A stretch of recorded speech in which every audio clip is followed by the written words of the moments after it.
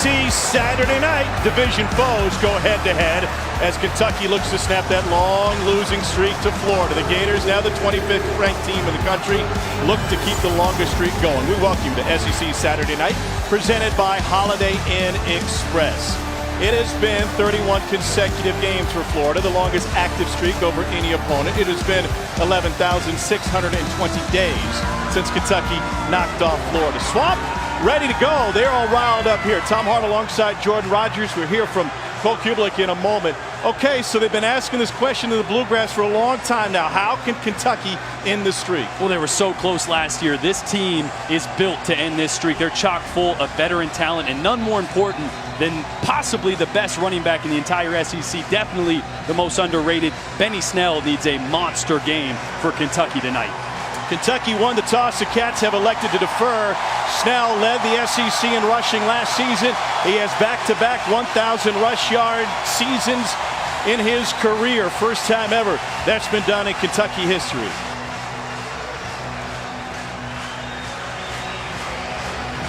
Swamp was rollicking last week as Dan Mullen's era got off to a fantastic start. Step up in competition this week.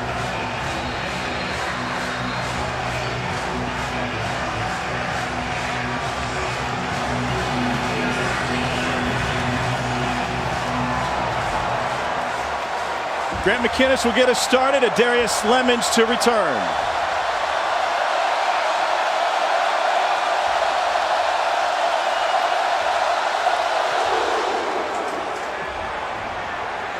Lemons will not bring it out. So Kentucky not only dealing with history, but also this loud crowd. And Cole Cubelic, cramped quarters down there for the visitors.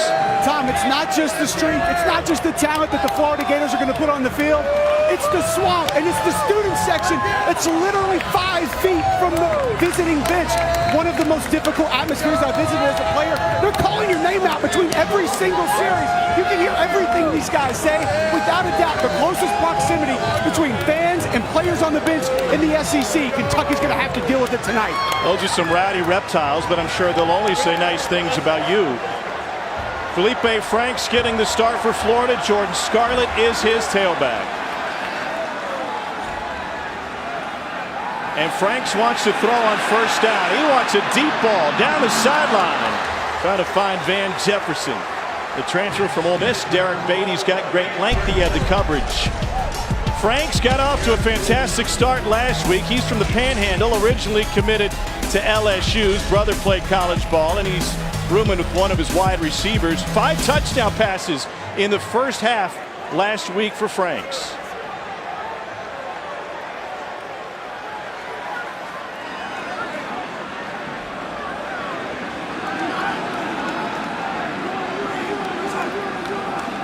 And Franks is going to run it. Runs into a wall and is only able to pick up a couple. He's got a pretty good one next to him in Jordan Scarlett as we look at the Gator starters. Yeah, Felipe called his own number there, a design quarterback run, but this offense is built to run and play action pass off the run. Jordan Scarlett didn't have a ton of run last week. They didn't need him. They had an emphasis on throwing the football and getting Felipe Franks comfortable, but against this 3-4 stout defense, they're going to need Jordan Scarlett heavy and a lot tonight.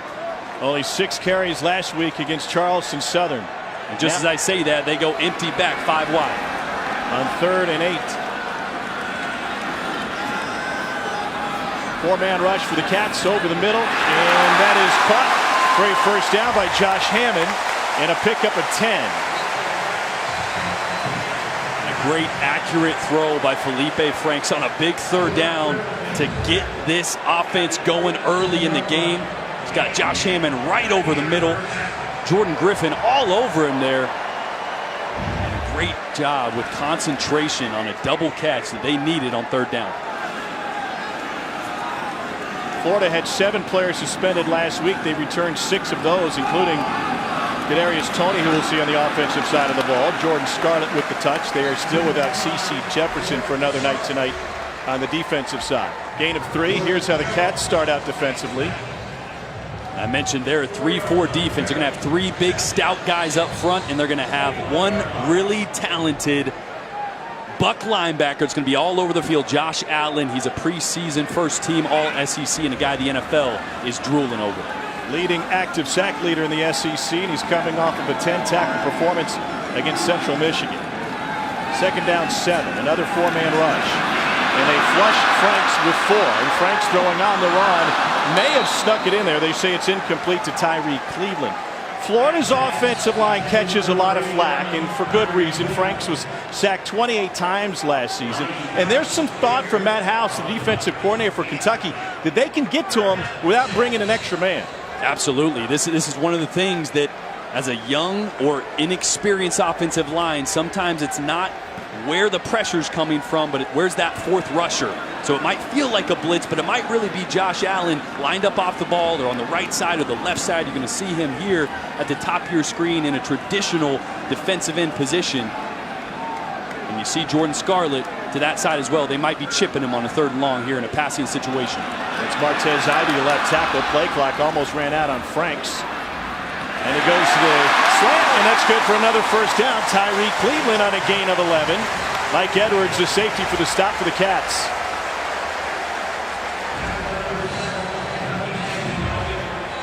Great job. Slot receiver here just runs a go route to clear it out. And it's a short dig, not really a slant. It's a short dig on the outside by Tyree Cleveland. 2 really good completions on 3rd downs, and Florida's been bad. Gators converted the first 2 3rd downs tonight. They were only 2 of 9 on 3rd down last week. Into Kentucky territory, first possession of the game. 4 wide this time. Play action to Scarlett. Franks flushed again, trying to direct traffic. He'll try to take off himself, and he's escorted out by Cash Daniel. Only a gain of 3. Dan Mullen, first season as a head coach. He had great success against Kentucky when he was at Mississippi State. 8-1 against the Wildcats. Led Mississippi State to their first ever #1 national ranking. And parlayed that into a return to Gainesville, where he was the offensive coordinator and quarterbacks coach under Urban Meyer. Here's Scarlett, right side, trying to find some room. He does. He's got a first down. Let's get you back to the studio and check in with Dari.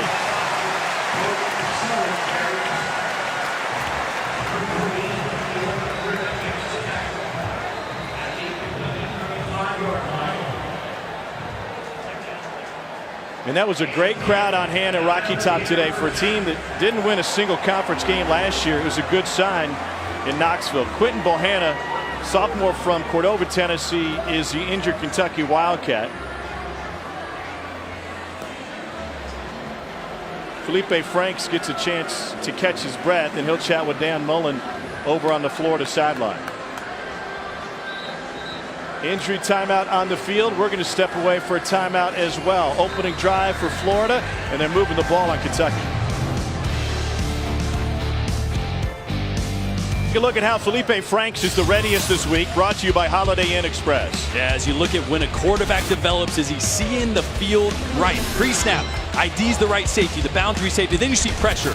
Last year, Felipe would have escaped the pocket and moved on. This year, he resets, finds his read once again, and throws a ball with touch that ends up being a touchdown. Those are things you're seeing Dan Mullen have that effect on Felipe Franks. He's talented as anybody in the country. The mental aspect of it is what Dan Mullen is so demanding of, and you've already seen it start to progress in the right direction. One of the strongest arms in college football. This is Jordan Scarlett changing direction.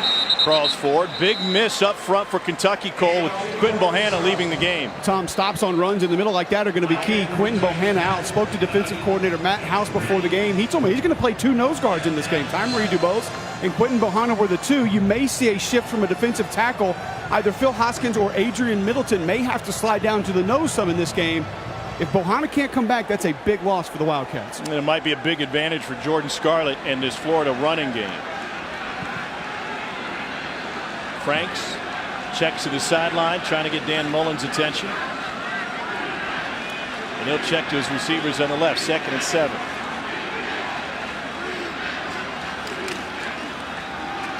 Check to a run. Scarlett bounces out of trouble. Can't escape all of it, though. Josh Allen got his hands there after Cash Daniel turned him around, and it's a loss of 2.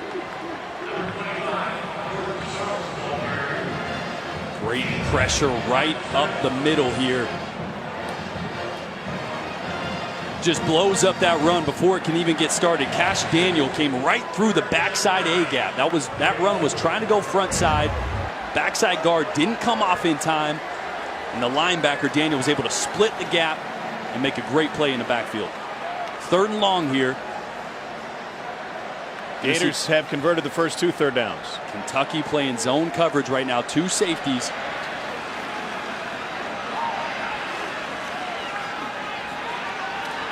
Pressure again from Daniel.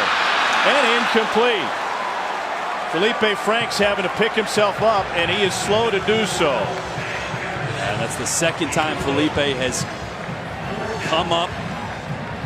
Like he got a little banged up on this one. You're going to see pressure on the left side coming from this direction. And he can't get his feet set. Cash Daniels up that side.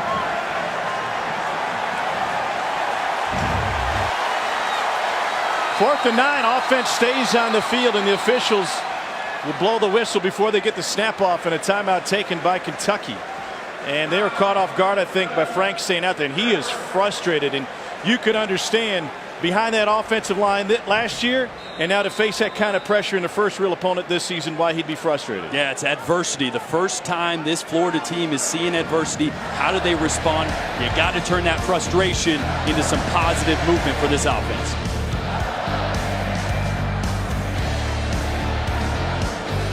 After getting planted in the Florida field turf a moment ago, Felipe Franks asked his O-line, who had that guy? Yeah, slide protection here. You're going to see all this left side going to the left. But what I want you to see, Fred Johnson, right guard, over slides, and you're going to see Cash Daniel come right down that middle. He's supposed to come off. He's got to push and then come back off. There's only 4 guys rushing. They had the numbers.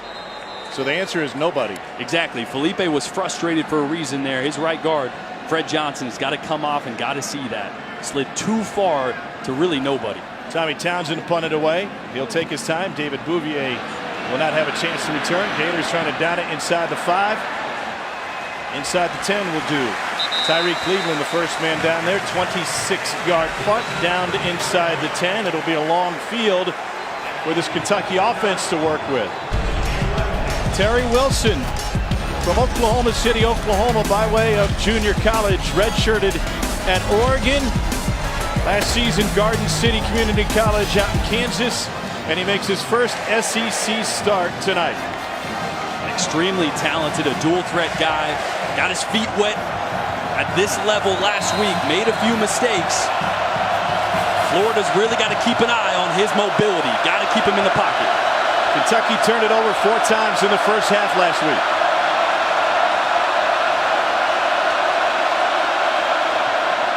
Benny Snell gets his first touch and will create some breathing room. But this crowd is something Terry Wilson has never played in front of. No, I played in community college. You might have a few hundred people in the stands, let alone, what, 80, 90, 100 grand, however many are in the stands right here. This is a new environment for Terry Wilson. Let's see how he responds to this adversity. He's got a great tight end to lean on C.J. Conrad. He's supposed to be a key part of the game plan tonight. Here's Snell again. And a couple of yards for Snell. Voshon Joseph with the tackle.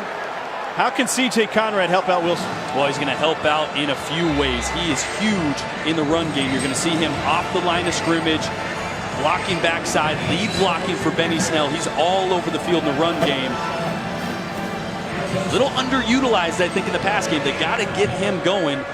Just 3 catches for 9 yards last week.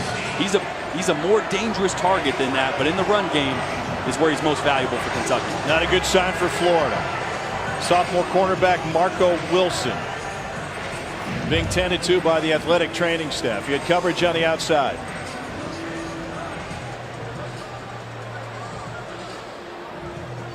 And he just kind of crumpled when Dorian Baker took him down, and he's holding his left knee. Wilson, out of American heritage in Fort Lauderdale, comes from an athletic family. His dad Chad played at Miami. Brother Quincy played here.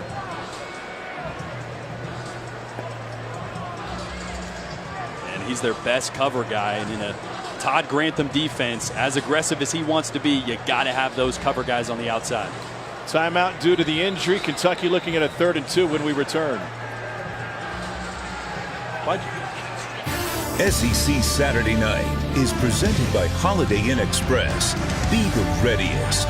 And in part by Academy Sports and Outdoors, the official sports and outdoor retailer of the SEC. Well, here at the Swamp, the Gators have one of the best winning percentages in the country, especially since 1990, where they've won 84% of their games, and you can see why. But lately, they've been about as reliable as cryptocurrency and just about as consistent. A pair of trips to the SEC title game and a pair of 4-win seasons over the last 4 years. 3rd and 2. Wilson replaced by Trey Dean at corner.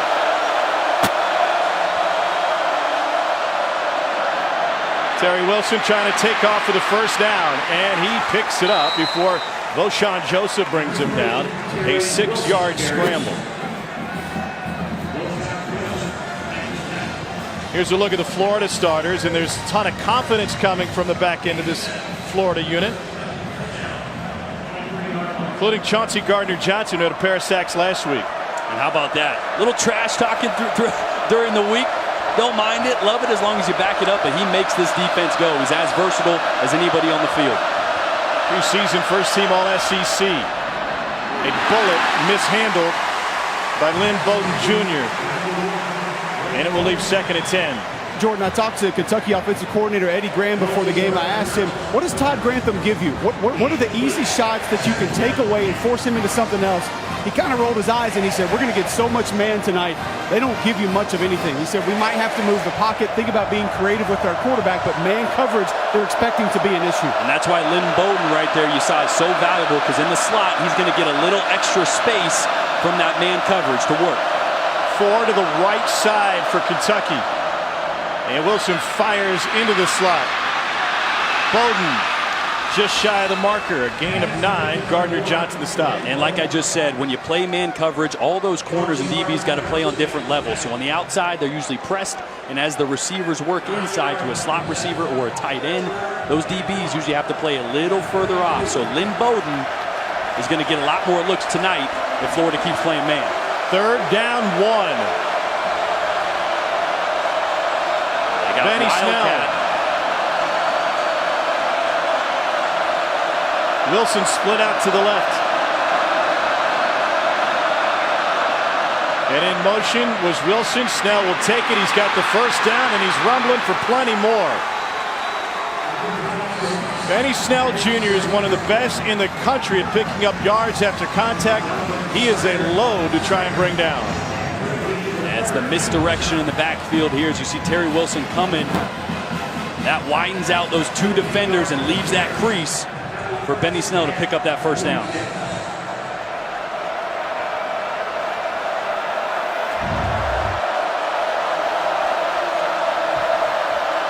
Miscommunication in the secondary for Florida. Wilson has to scramble, and he's got plenty of room down the sideline. Terry Wilson finally forced out of bounds by Donovan Steiner. It's a quarterback dash. It covers 31 yards. This is one thing Todd Grantham was worried about. You got Ja'Kai Polite coming off the edge and Jeremiah Moon coming off the edge. You got to rush to certain levels. You can't pass the level of the quarterback. Watch this. Number 99 gets too far upfield and leaves a rushing lane for a very athletic, very dangerous Terry Wilson. Todd Grantham teaches his guys get 5 yards deep, then making an adjustment. That time he went 9. Yeah, you can't run past the quarterback. You leave those big rushing lanes. Opening drive for Kentucky. Here's Benny Snell on the toss. Great blocking on the edge. And Snell will have this one brought back. It was a great block because it was a hold.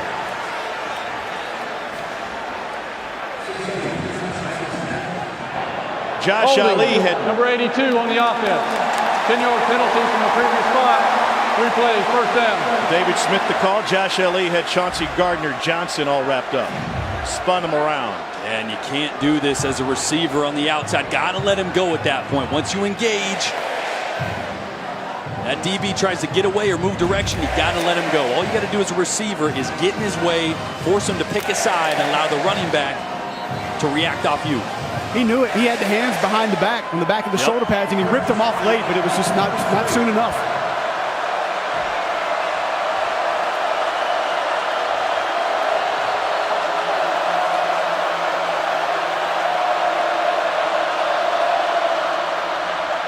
Wilson design quarterback run. Another stop for Vosean Joseph, a gain of 4. Mark Stoops has done a fantastic job of rebuilding this Kentucky program. They have met or exceeded their win total from the year prior each of the 5 years he's been there. Another bowl last year as they played in the Music City Bowl. But this game, this series has been a hurdle no Kentucky coach has gotten over since 1986.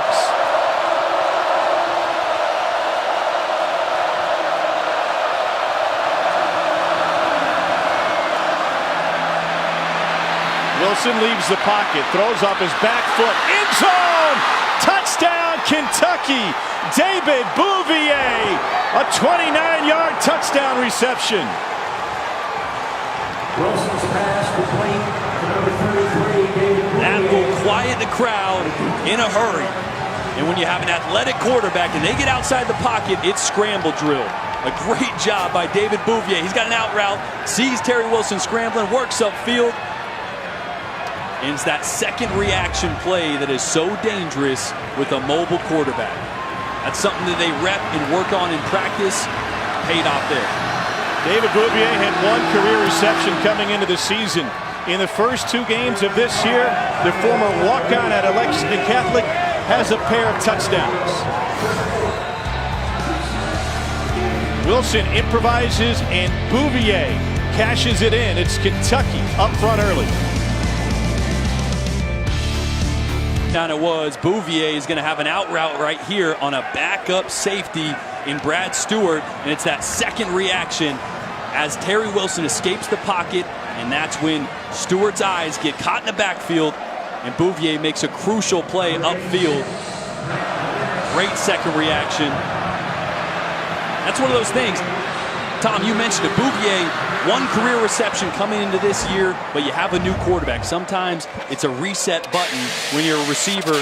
You haven't had a relationship or you haven't had a ton of options with a previous quarterback. A new guy comes in, and that's how relationships can get going. Obviously, a lot of comfort from Terry Wilson, and even Gunnar Hope, the backup quarterback, and David Bouvier right now. Yeah, Bouvier had the touchdown right before the half last week against Central Michigan. That came from Hope. Lemons decides to bring it out 4 yards deep, and he gets submarine shy of the 20. It has been a while, and it is turning into a historical streak. Notre Dame beat Navy 43 consecutive years starting in 1964 until Navy snapped it in 06. Nebraska, with so many great teams, Bob Devaney, Tom Osborne and company, absolutely dominated Kansas. That streak ended in 04. And Oklahoma, they had Bud Wilkinson, all the stars they had in Norman, did not have an issue with Kansas State from 1937 to 1968. And now there's this, the longest active win streak in an uninterrupted series over a major opponent. 31 consecutive games. They have come in all form and fashion, some imaginable, some unimaginable. Franks will step up straight in the pocket, and he gets pushed out of bounds. Last year was another in a long line of heartbreakers. Kentucky had a 4th quarter lead. They gave it up by failing to cover a wide receiver, not once but twice, and a holding call kept them from being in field goal range. Mark Stoops and his staff did a sensational job getting that team back together to win its next 2 games and to get to a bowl, because that could have been a crippling loss. Yeah, it could have been one of those things that changes the mentality of the entire locker room, and it can just go downhill from there. Great job rallying the troops, and a great start already to this game. Well, Michael Pirine is now in at running back for Florida. The Gators have an embarrassment of riches at that position. Scarlett started. We'll see Malik Davis and Damian Pierce, among others, likely off the bench.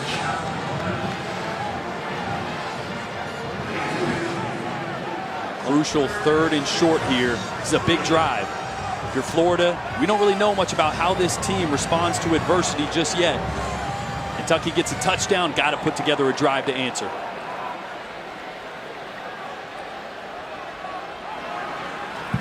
On 3rd and 1, Franks. And he gets undercut. Did he get enough? Darius West with the stop. Tackle by number 25, Marquette safety, Darius West. That's the Second time we've seen a design quarterback lead. Just a direct snap to Felipe Franks. He's got a running back blocking ahead of him. One thing Dan Mullen said, he said, you know, I don't think we're going to design many runs specifically for Felipe. He'll run it in the option game, but already you've seen him multiple times on design quarterback runs early in this game. Dan Mullen has had his best success with quarterbacks who are able to run the ball. Typically those with great physical stature, going back to Tim Tebow, of course. Room on the right side for Michael Piron. Tom, you mentioned that play last year, Luke Del Rio looking for Freddie Swain, uncovered, no Kentucky defender on him. I spoke to the former Gators quarterback this week. He said the thing that people don't know, Freddie Swain and I had shoulder surgery together, so we went through all of our rehabilitation together. We had a little bit of a different relationship. He said he actually could not see that he was uncovered. It was a run play. He didn't check, but because of the nonverbal communication between he and Swain, he decided to take the snap, turn, throw, ends up as a Gators touchdown. Kentucky changed their substitution patterns after that. They were trying to run a unit on and another one off. Little option look for Franks. Tries to cut it back. He'll take a big hit from Josh Allen. And that'll leave third down.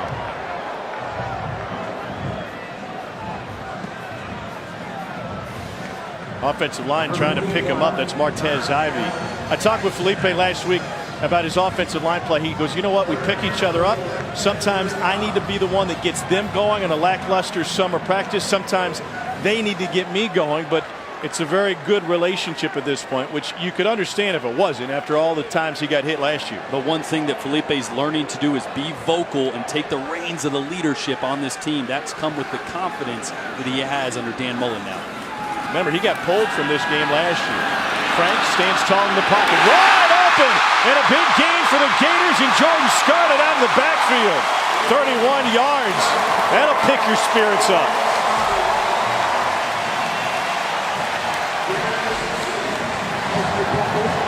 That was fantastic by Felipe Franks. And one of the things I've had my eye on in his development is staying patient in the pocket, climbing in the pocket, and not panicking when your first read isn't there. They'll stop play for an injury issue. Derek Beatty Jr., one of a handful of talented cornerbacks for Kentucky, seems to be cramping up, just as Florida wanted to pick up the tempo. Watch how Felipe Franks climbs in the pocket, looks right, looks left, nothing's there, finds your outlet. One-on-one matchup with Jordan Scarlett on Cash Daniel. That's a matchup you want to see every time if you're a quarterback. And I love the patience.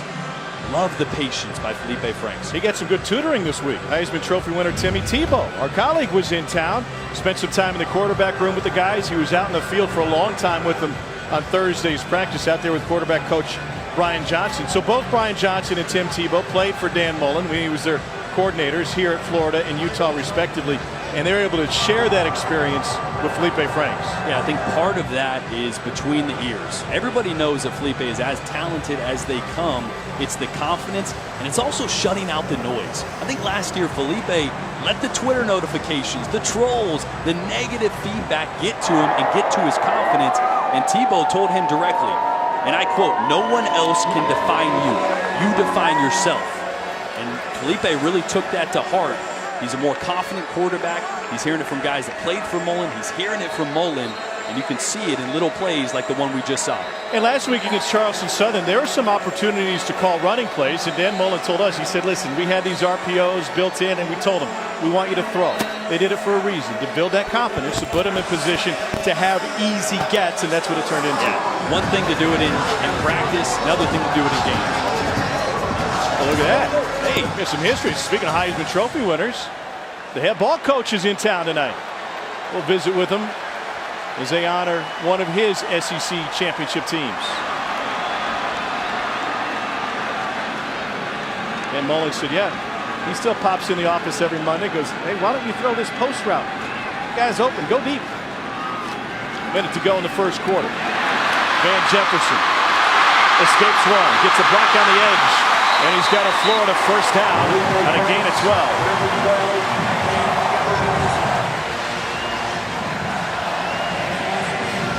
This is a great job. Get your playmakers the ball. Van Jefferson, you saw Felipe look to the sideline. They saw they had numbers. Flip it out there one-on-one with your playmaker. He's been a special addition to this Florida offense. Over 1,000 yards receiving for Jefferson between Ole Miss and Florida. Franks on play action, going end zone into coverage, and it's batted away, but a flag on the play. Darius West may have had a right arm around Hammond as he swatted it down with his left hand.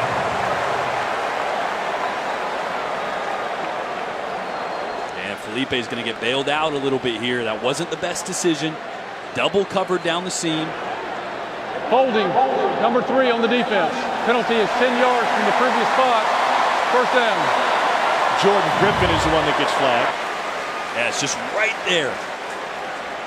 In that, I don't know. I'm an offensive guy, so I'm always in favor of these pass interference, but that is as little of a hold as you're going to see. But you can't let that hand get extended. It can be in close, and you can grab some jersey and hand fight at times, but that hand extends and grabs. Easy for the ref to see. They said it was on Griffin. It was West who was closest to Hammond. Scarlett off of Frank's left hip. He's the lead blocker. They're going to step back and try a pop pass. Now Franks reverses field, trying to use his speed inside the 10. And he's finally forced out of bounds. We'll see where the mark is. A 9-yard scramble for Franks. They'll say first and goal. Call it an 11-yard gain, Cole. Jordan, I know you went back to that seam route, said it wasn't the best decision by Felipe Franks. However, what sticks out to me watching him on film is his decision-making and how much it's improved from a year ago. Last year, I think maybe he tries to force that football in, knew it wasn't there, turns it into a big play. So first and goal out of the shotgun.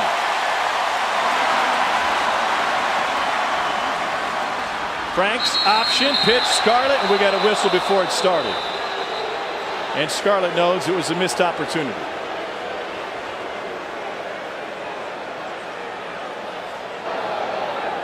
The previous play is under further review. The ruling on the field was in the short of the touchdown.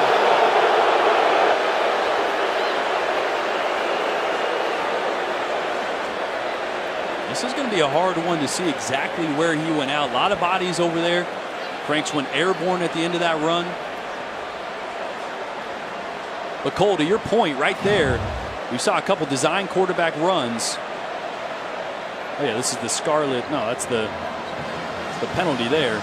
We're reviewing the Felipe run. The scramble here was a design gadget play. They ran quarterback option a couple times, tried to hit Hammond. We've got pylon cam tonight. Oh, this is an experimental one. It's set the line to gain marker. And so we certainly appreciate the SEC and their officials by allowing us to use this. Only the second game it's been used, and then we'll move it to the goal line if it is first and goal. They want to see if the ball broke the plane. Trying to see right there if his right foot is out. Didn't look like it.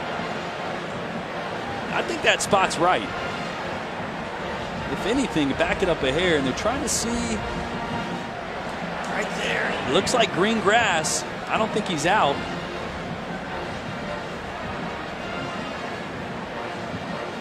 I like that pylon cam, though. I was going to say it might be hard to see, but we had a front row seat right there.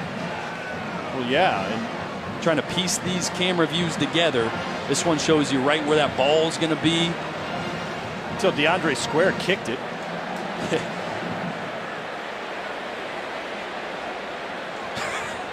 I mean, where'd they put it on the? Put it around the 1. Yeah. So I think they if spotted anything, it they might back it up a yard. It looks a lot closer to right on that 2-yard line or so. Maybe even a little further back. Depends where, and if you can piece together those angles, right where he went out of bounds. Yeah, it should have been where the ball was when he touched out of bounds.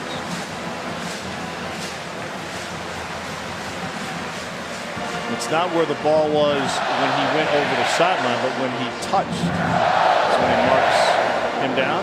Dan Mullen continuing to coach. Fella spinning forward a little bit. Those perimeter runs, those option plays with quarterbacks and Scarlett are nice, but this is where John Hevesy, the offensive line coach, wants his group to be able to get wins north and south. He wants to get movement off the line of scrimmage, something that the Florida offensive line has not had a lot of success with the past few seasons. I know Dan Mullen wants to give that group a chance to prove themselves.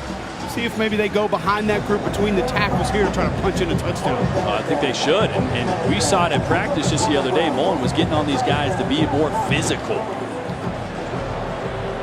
After further review, the runner crossed the sideline at the 3-yard line. The ball will be placed at the 3-yard line. Please reset the game clock to 3 seconds. 3 seconds. The clock will start on my signal. So it'll be second down and just inches. Well, a yard, a full yard, I suppose. And they can still pick up a first down by getting it inside the 2.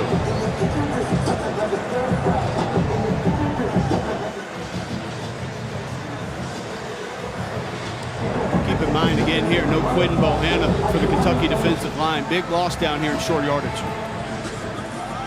Bohanna, 340 pounds. You want that kind of guy. That's the end of the first quarter. Down on the goal line. So the first quarter comes to an end. Kentucky trying to shed the demons and end a losing streak that dates to 1987. Terry Wilson, the junior college transfer, playing in his first ever Kentucky-Florida game. And David Bouvier has the Cats out in front.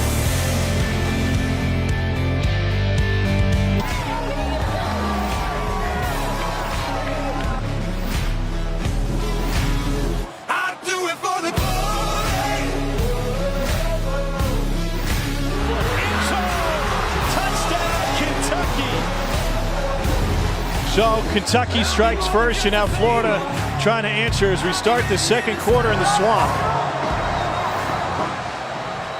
Sophomore Felipe Franks at quarterback. Second and 1, and he wants to throw. They get their hands on him and take him down. Phil Hoskins with the sack of Felipe Franks. It's a loss of 9. It's that slide protection again, Tom, that Jordan mentioned a little bit earlier, and Fred Johnson again at right guard, sliding a little bit too far over, opening up a big gap, and thus the Kentucky pressure. Well, and Cole, again, he comes off a guy when he shouldn't. He comes off of the guy that ends up tackling his quarterback. Don't slide past pressure, right? You're on a guy, stay there. And Kentucky without their starting nose, Quinton Bohanna, left ankle injury. He's questionable to return to this game. Now 3rd and 10 after Florida thought they had the first down run in the Frank scramble a couple plays ago. 4-man rush. Franks incomplete. Scarlett may have heard footsteps.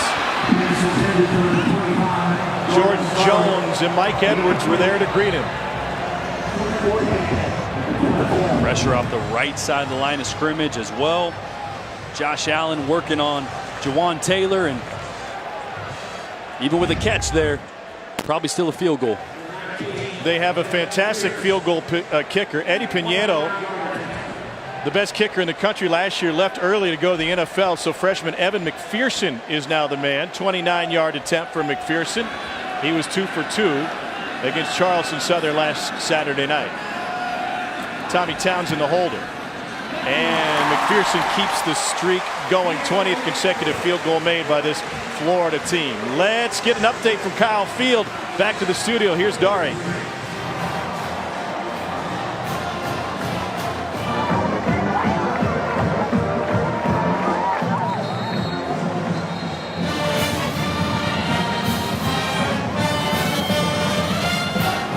Good sign. Meanwhile, Clemson has a 14-3 lead on Texas A&M. 2.5 to go before the half.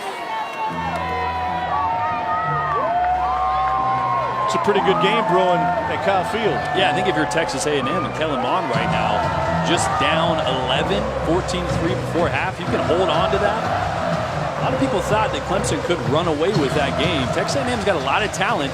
They're not there yet, but man, going punch for punch with one of the best in the country, Dabo Swinney and Clemson. Dabo and Jimbo have split their previous 8 meetings. Lynn Bowden back to receive. And he won't even bother fielding. The kick is down to the end zone for a touchback. Kentucky Let's get down the field, check in once again with Cole. Tom, I'm going to show you how this slide protection breaks down. What it is gap protection. So you're essentially just sliding one step, and this is your gap that you have to protect. What Jordan's talking about is if you have a defender to your right and you're slide protecting to the left, you have the ability with your eyes to protect this gap, but physically you want to stay and help with this gap. Same thing if you have a defender here. If you're sliding, you know you have this gap and help in this gap, but your eyes can play the backside gap. Have to use your eyes in slide protection. It's not just your body. It's not just physically. Visually, you can still win. And those breakdowns mean that Kentucky has been able to affect Felipe Franks and make him move with just 4 rushers.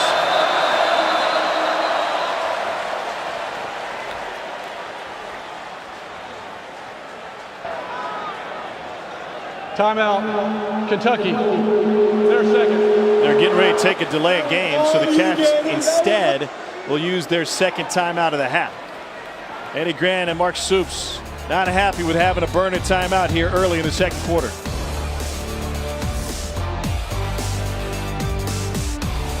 Welcome back to the Swamp, also known as Steve Spurrier Field now. Kentucky with a lead 7-3 over Florida. And you'll never guess who wandered into the booth. Chance to honor his 1993 SEC championship team. Head ball coach joins us. Thanks for stopping by. Tom and Jordan, good to be with you guys. Yeah, it was neat to be down there with that 93 team.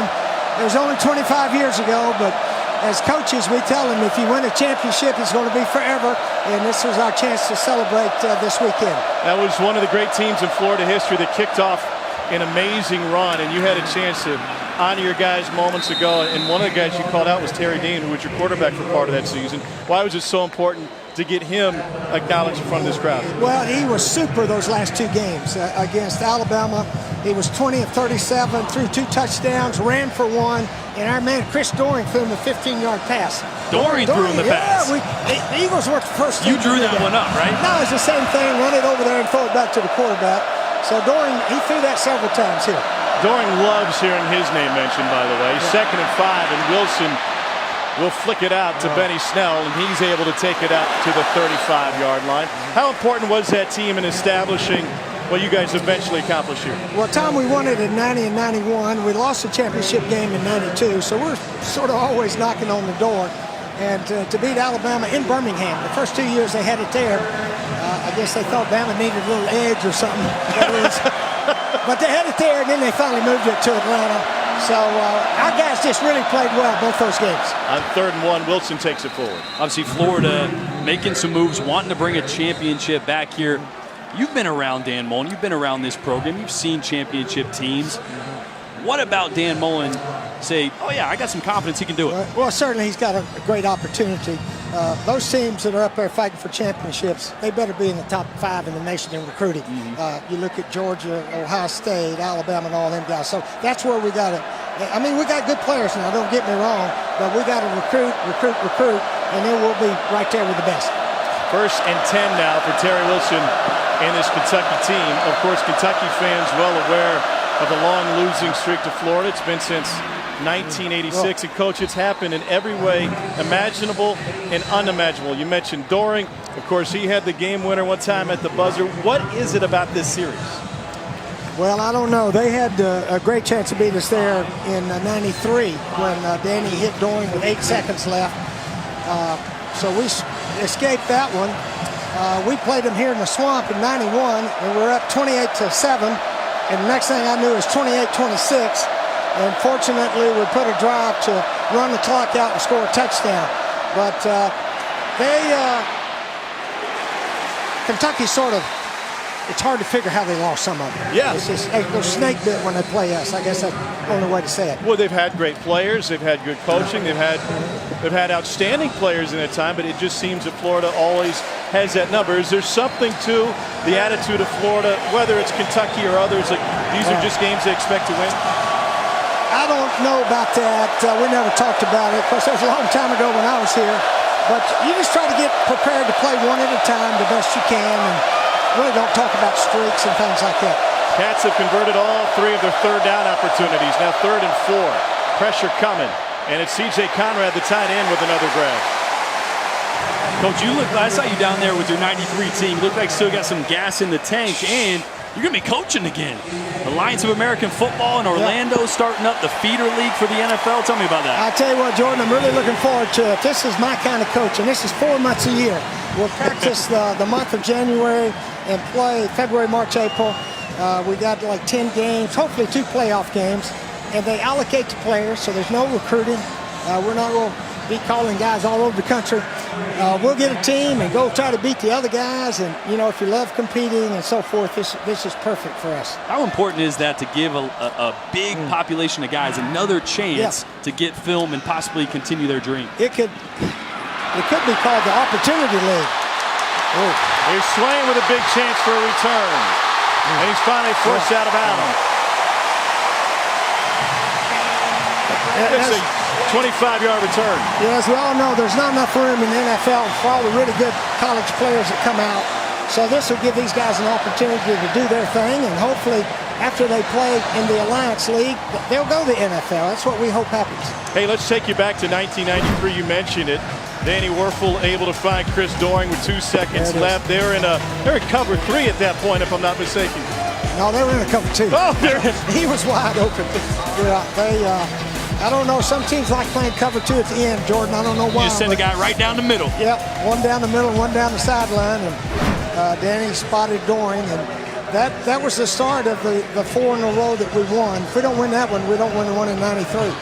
And there are some games you guys won where you didn't play great football. You just ended up pulling out. If I'm not mistaken, you had 7 picks in that game. Well, we may have that game, but that 93 team scored more points than any SEC team. We broke a bunch of offensive records, and then they were broken later, though, so they didn't hold them a long time. So after the punt, Florida will be back out on offense. Here's a look at some of the numbers that you guys put up. All of those were SEC records at the time. Points scored, passing yards, passing touchdowns, and you had a really good running back. You called Eric Rett moments ago perhaps the best running back ever to play here. There's been some really good ones. Yeah, Eric got a chance to start all 4 years. So he got a lot of carries, and he caught more passes. He could do it all. And we got the lead. He was the guy that give him the ball and run the clock out, and he was really a good back. One of the great backs I've ever been around. He put up some big numbers. He caught a lot of passes.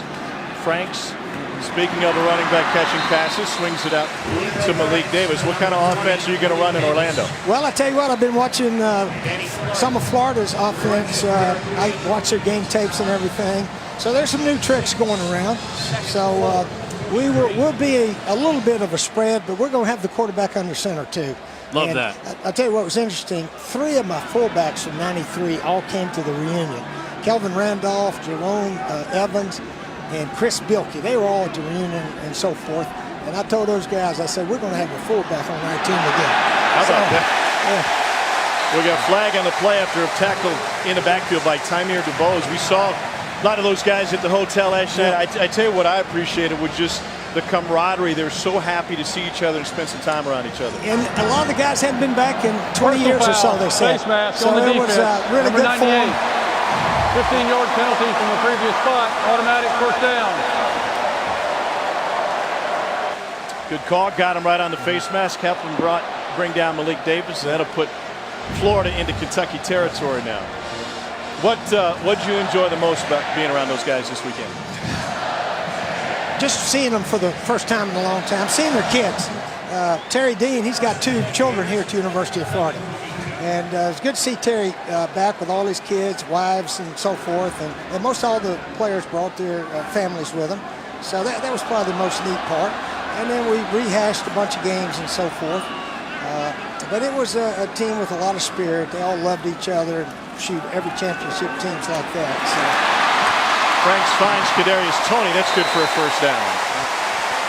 And a gain of 15 that time. Dan Mullen said that you guys have a great relationship. You're not afraid to pop in there on a Monday and say, hey, why aren't we throwing the deep ball more?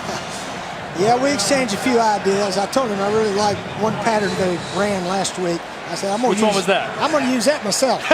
The double post? Well, it was a post against a 4 deep with 2 guys clearing out on one side. Kadarius Toney takes a direct snap and will carry it 9 yards. Last week against Charleston Southern, Dan Mullen kind of restored the roar here at the Swamp. They even brought out the jump pass. What's it like just when you see a guy who was part of the program and he's reaching back to re-engage his fan base? Yeah, that was a good start. Everybody, was very happy. Oh, there's one there. There we go. It is wide open for the score. 18-yard pass from Felipe Franks, and Florida's got its first lead of the game. Earl Stevens with the reception. Yeah, I really like a lot of the RPO stuff. Yeah. Billy Gonzalez and Dan do there. So I've been learning some new tricks. How new is that? The RPO. Did you do it back in the day, or a version of it? Oh, late at South Carolina, 14 or so, there was a little bit going on, but probably really 16, 17, 18, 15, 16, 17, 18. Those years it started coming around. Really taking off. Yeah, You see every offense doing at least a little bit of it Even the every Saturday. NFL's Oh, yeah. copying the college guys. Eagles do a ton of it. They do. The Eagles run it, Chiefs run it, and the Eagles got their season started on a good note Thursday night. So Felipe Franks with the touchdown pass, and he's still chatting with his offensive line, making sure the protection's right. Yeah, that was a good drive for us. That was a good After the drive. play was over, unsportsmanlike conduct number 13 on the offense. That 15-yard penalty will be enforced on the kickoff. Florida hasn't lost to Kentucky since 1986, one of the rare years that you weren't coaching. You're in between jobs. That wasn't off year. That was an off year. That's when I was looking for work.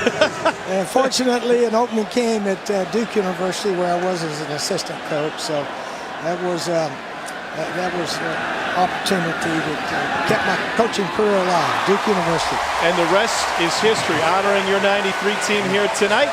They didn't lose to Kentucky, now Florida to lead. Steve Spurrier, thanks for stopping by. Yeah, thanks, Tom. Thanks, Jordan. Head ball coach, not the old ball That's coach. right, head ball coach. The ball coach is in the house here at the Swamp, where they almost never lose in Florida, out in front of Kentucky, thanks to good quarterback play from Felipe Franks. It's 10-7 Gators. Kentucky get the ball back in a moment. SEC Saturday Night is presented by Holiday Inn Express. Be the readiest. In his address to the crowd with the 93 SEC championship team on the field, he thanked them for making this such a great home field advantage. And there's some times where maybe it was missing over the last few years due to the inconsistency, but a great crowd on hand here tonight. The field that was renamed in Steve Spurrier's honor. Lynn Bowden back to receive, and he'll have a chance with this one from the 13. Bowden's got elite speed. And he crosses the 40, but multiple flags come down behind him back near the 30-yard line. O'Shawn Joseph with a special team stop for Kentucky. Knocks him out of bounds.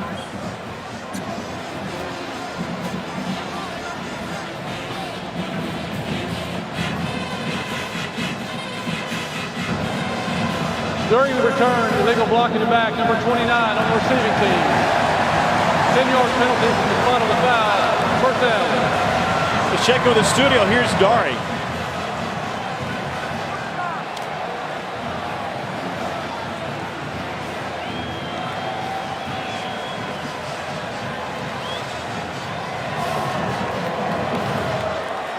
Clemson leads by 11. Last time the Tigers lost a game where they had a lead of 10 or more at the half was against an SEC team. 2010, week 3 against Auburn. Plenty of action in the backfield. Wilson finally escapes with a spin move. He's got a first down run for Kentucky on a 14-yard scramble. 3 missed tackles for Florida's defense as Wilson eluded everybody. Did an unbelievable job of eluding. C.J. Henderson comes right through trying to get A.J. Rose because he thinks the ball is handed off. And then that's just a playmaker making a play. That's what I wanted to see last week against Central Michigan. Didn't see as much as I would have liked. Terry Wilson using his legs as an advantage. They'll go direct snap here to Asim Rose out of the Wildcat. And Rose tries to plunge his way forward. We've got another flag. A.J. Rose. Tackled by host Offside on the defense, number 23. 5-yard penalty. Replay, first down. Chauncey Gardner-Johnson came across the line. So they've run the Wildcat with Benny Snell and now with A.J. Rose. Just a few years ago in a big game against South Carolina on a Saturday night, Kentucky turned to the Wildcat and they're able to punctuate a win over the Gamecocks with it. Florida shows pressure from the edge. Rose, first down.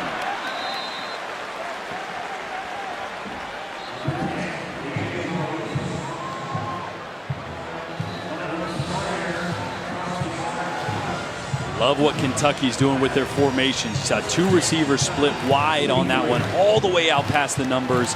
That takes two defenders out of it. They're just playing 9-on-9.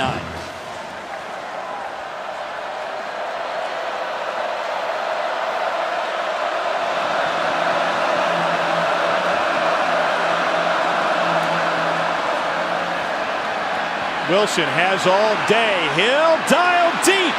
It is incomplete. Batted away by C.J. Henderson. Josh Shali, the intended receiver for Kentucky. It's actually a good ball.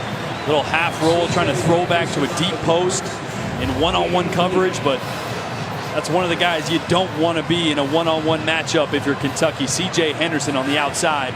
You see the safeties beat over the top. And that's a ball hawk making a play up and over. Does a great job. A lot of corners will run through the receiver there trying to make a play on the ball and get a pass interference call. He avoided that and broke up the pass. On 2nd and 10. Wilson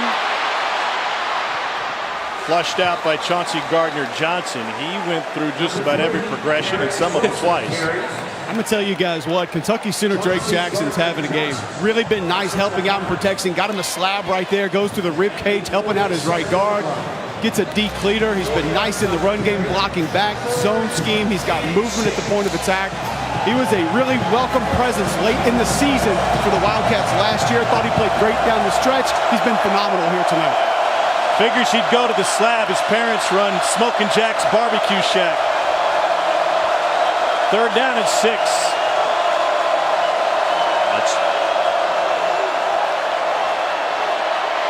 Pressure again. And Wilson somehow completes it. It's Taven Richardson who takes it for 18. Pass complete to number 11, Taven Richardson. Zakai Polite had Terry Wilson around the ankles. Another great play by Terry Wilson. Polite rushes upfield. You see, early in the game, we saw him rush all the way past the quarterback. Now he redirects, gets some pressure on Terry Wilson, but a great job and a second reaction on the outside by Taven Richardson. Wilson 6 of 8 tonight.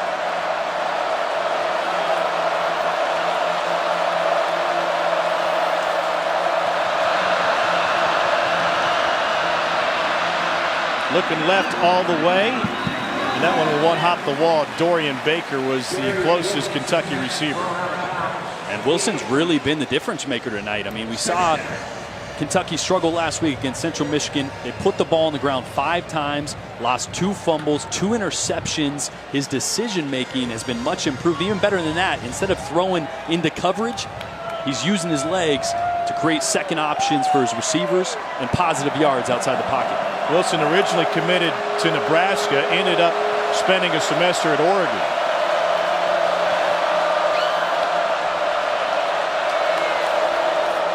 On 2nd and 10, tries to run for it up the middle, lost the football, and Florida pounces on it.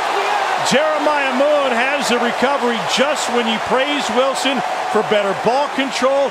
It gets punched out by James Houston IV. And it's Florida football.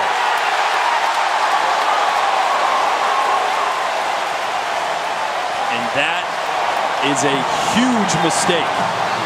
5 minutes left in the second half. You're driving to either tie the game at worst or take the lead before half. And now you give it right back to Florida. Kentucky thought they had the momentum. Instead, they forget the football. Back to the Gators.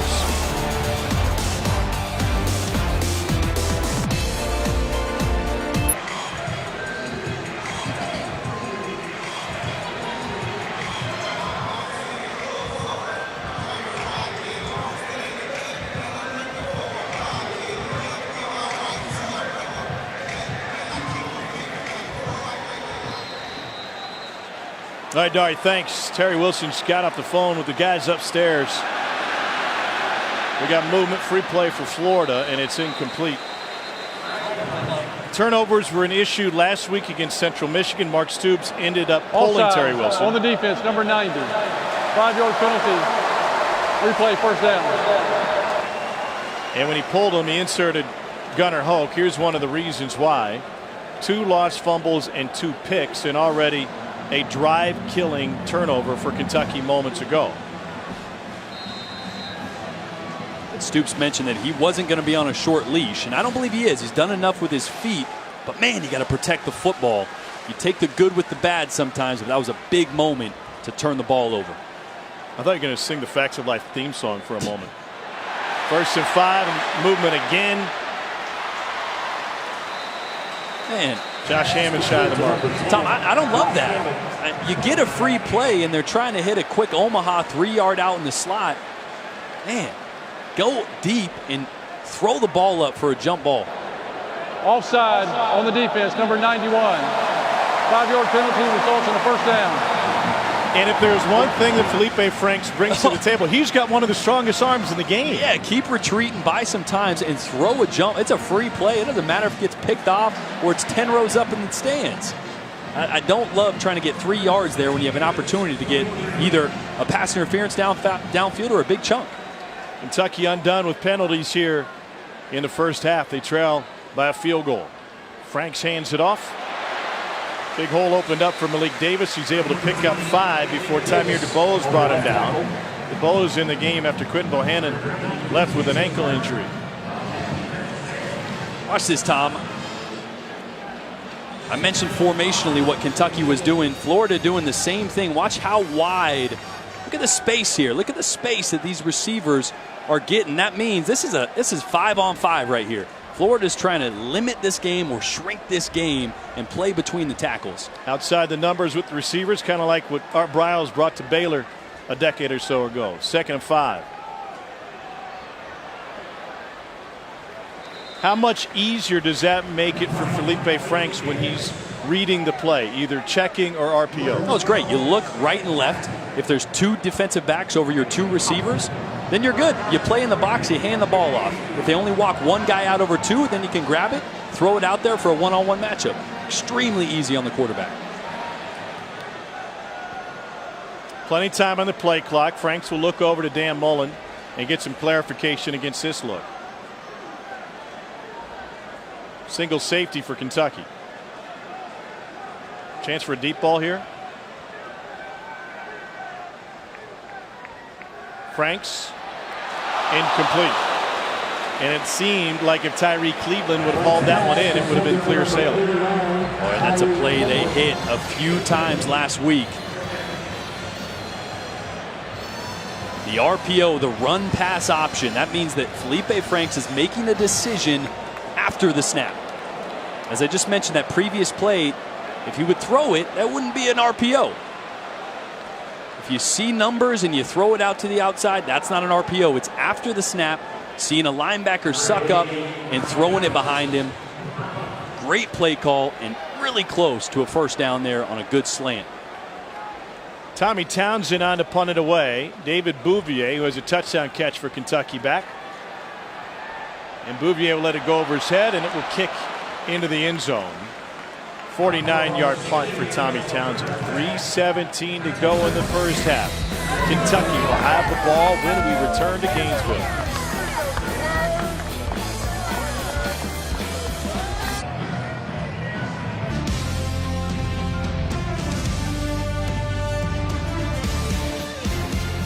Welcome back to SEC Saturday Night, presented by Holiday Inn Express. From the swamp, Gainesville, Florida. Great crowd on hand as the home crowd wants to see this streak extend to 32 consecutive games against Kentucky. Terry Wilson turned the ball over last time on the field for the Cats. He'll get another crack at it with 3:17 to go in the half.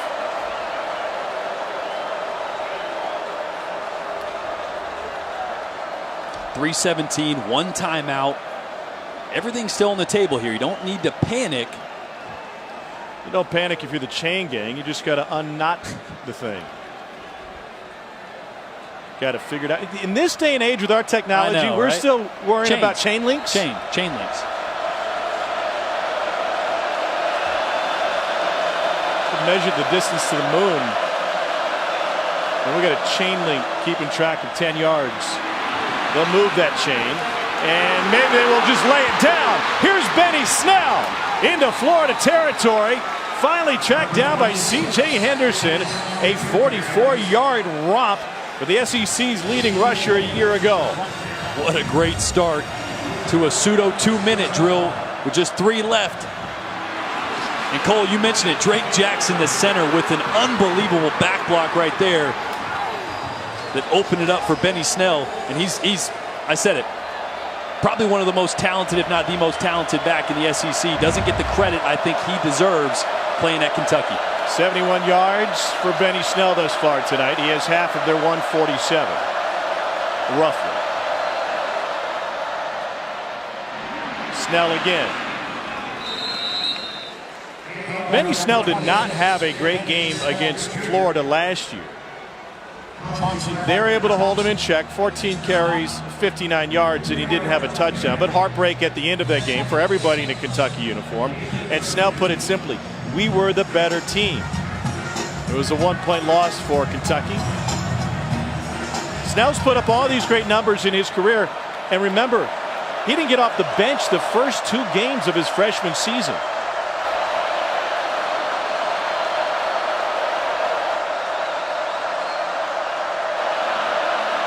Second down 5. Snell through an arm tackle. And then into the pile. And that will leave 3rd and about 2. Florida a little confused there with the unbalanced formation. Just a right tackle and nobody else on the right side of the formation that time for Kentucky. Florida struggling adjusting right now to these formations that Kentucky's bringing. Cats have been great on 3rd down tonight.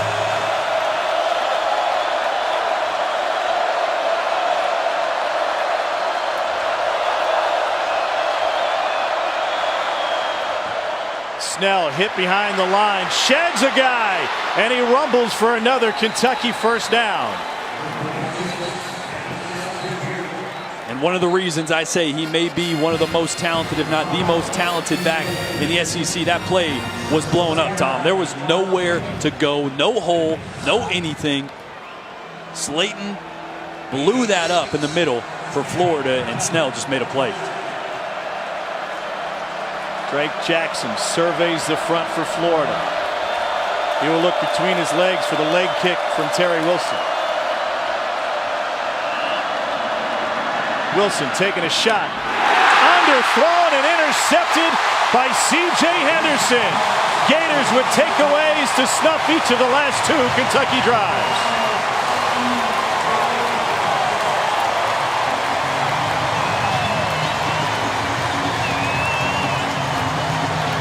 Sung the praises of C.J. Henderson earlier with a great play, and this is a little miscommunication here. A bad ball. Let's be honest, a really bad ball from Terry Wilson. You'd love it if Taven Richardson flattened that off just a little bit more to protect his quarterback so C.J. Henderson couldn't undercut that. But no excuses there. Just an inaccurate pass from Terry Wilson and a great play by C.J. Henderson. Henderson had 4 picks last season.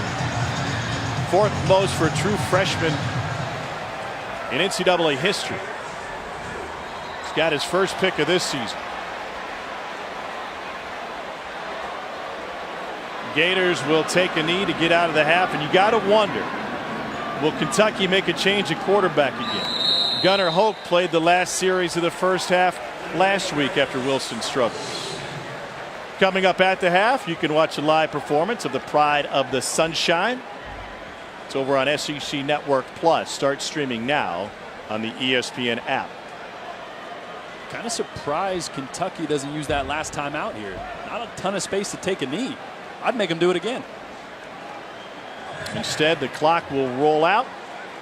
Kentucky only has 1 timeout remaining. Remember, they had to burn one with some miscommunication early in the second quarter. Cats will receive the second half kickoff, and I think it's a fair question to ask, and maybe Dick Gabriel's asking it right now, who's going to be a quarterback for Kentucky in the second half after Terry Wilson commits 2 more turnovers, both with Kentucky driving. Let's get you down the field. Cole standing by with Dan Mullen. Coach Mullen, how do you anticipate addressing protection at halftime? Protections? Yes, sir. They look okay for me. What are your thoughts been on Felipe Franks' performance in the He's done first a really half? good job managing the game, making the throws that he needs to get to. I think he's done a really good job.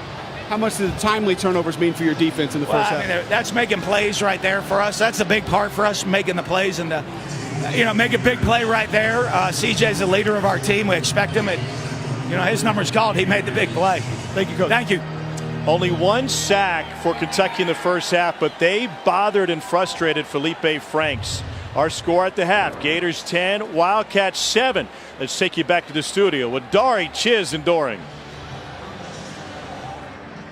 Welcome back to SEC Saturday Night, presented by Holiday Inn Express. Felipe Franks was frustrated early with his O-line play, finally put it together. He's got Florida out in front of Kentucky, and the Cats quarterback, Terry Wilson, has been dynamic. But he's also put the ball on the ground. He fumbled it once and he threw a pick, and that's cost Kentucky opportunities. Tom Hart alongside my quarterback, Jordan Rogers. You weren't even born the last time Kentucky beat Florida. What do you think of QB play tonight? Well, I think it's been back and forth. I think both have done some really good things. When I look at the Kentucky side, Terry Wilson, you take the good with the bad to an extent. You love the mobility, the plays when the pocket breaks down. That's when he's so dangerous. Outside the pocket with his legs, finding receivers downfield. You saw that a few times in the first half. And when Felipe Franks had a clean pocket, he's dangerous. But as always, it's the turnovers that will kill you.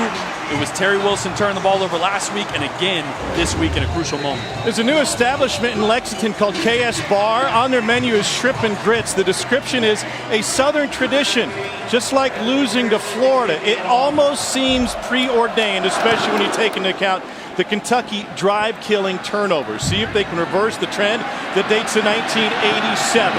And on the return, it's Lynn Bowden Jr. He's taken down shy of the 20, and there's a flag on the play.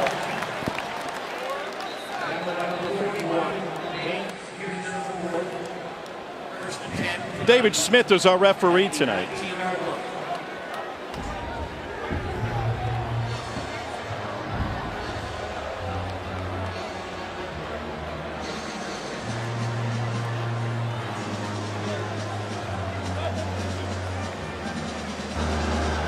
During the return, holding on the receiving team, number 29.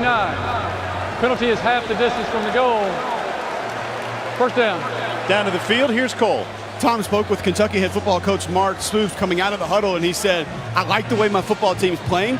We're the more physical football team, have to cut out mistakes. Penalties, turnovers have killed us. If we eliminate those, we feel good about our chances winning this game. Said it's not going to be easy, but I like the way my club's playing. 2 turnovers and 55 yards worth of penalties for Mark Stoops' team. Hard to win against a ranked team, especially on the road here in this environment. Terry Wilson stays at QB. Quad to the left, and he hands it off to Benny Snell Jr., who has to fight for 2. Crucial drive here for Kentucky. Not only do you need to respond to adversity that you faced at the end of the first half, but you got to switch field positions. You're backed up on your own 12, 13-yard line. You at least got to get 1 or 2 first downs here to flip field position. It'll be a gain of 4 after all, 2nd and 6 officially. High snap. And a bad pitch. Florida able to fall on it. The question is whether or not it was a forward pass, and they will say incomplete. Kylan Johnson recovered it. The ball was pitched forward. It is an incomplete pass. Third down. Wow. Kentucky catches a break, but that's another major mistake by Terry Wilson. Yeah, and they love this play. It starts with a high snap from the center and then another high toss from Terry Wilson. And it was forward, and they are lucky. Benny Snell probably took his eyes off it. Kentucky's converted 5 of 6 on third down.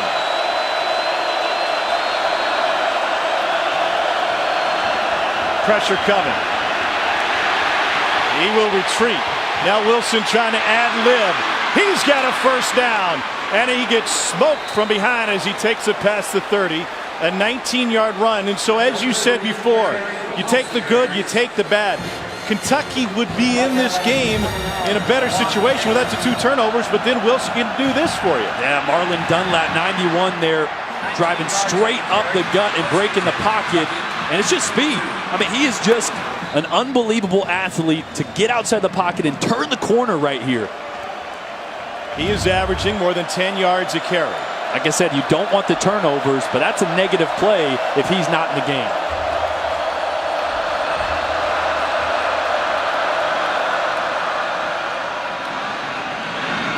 Snell moves the pile, and he picks up 5 on first down.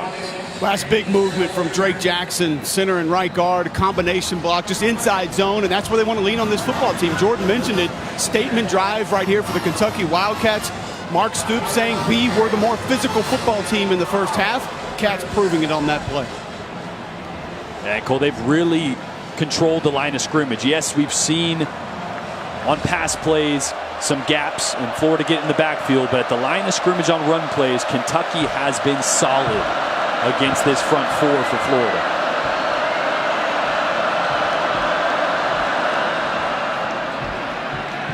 Here's Snell. Picks up 3. I'm going to tell you guys, that feeling right there, back-to-back inside zone plays, you know you're leaning on guys. And I tell you the one thing that I really loved as a former offensive lineman. When you see those defensive tackles tiptoeing up to the line of scrimmage and not getting down in their stance until they absolutely have to and just creeping down and barely putting that finger in the dirt, that's when you know guys don't really want to be there. That's the best feeling there is as an offensive lineman pre-snap. Player down for Florida. Meanwhile, A&M, Kelly Bryant is 7 for 7 to start the second half. Clemson just punched it in from a yard out. It's 27-13 Tigers over A&M. Chauncey Gardner-Johnson, who's been one of the most impactful players for Florida's defense through a game and a half this season, is down on the field and being tended to. Yeah, that's not a good sign for Florida. You're hoping it's just cramps or something he can come back from, because he is as important to Todd Grantham's scheme and defense as anybody on the field. Gardner-Johnson will rehydrate. We'll do the same. 3rd and 2 when we return. Take a look at Fansville, brought to you by Dr. Pepper. Great student section here at the Swamp.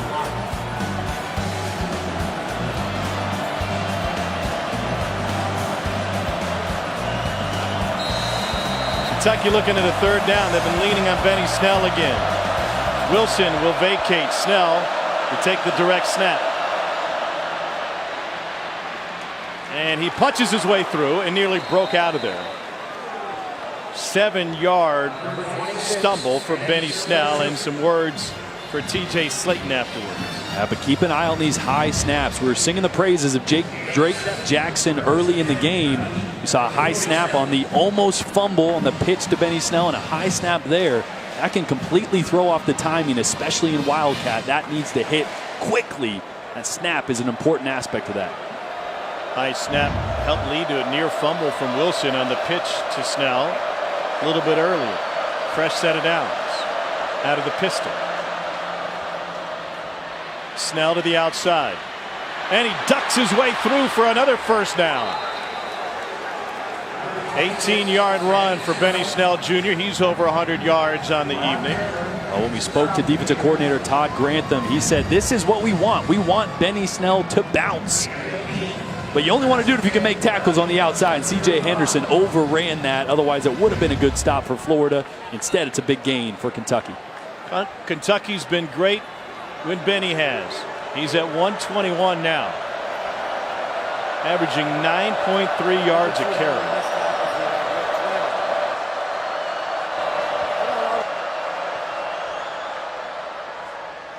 And Snell again, pardon me, A.J. Rose again. In Kentucky's offensive execution over the last 2 years with Steven Johnson at quarterback. They were a great play action team, and Steven Johnson had an affinity for hitting the deep ball. How much of that was predicated on Benny Snell's effectiveness? Oh, it's huge.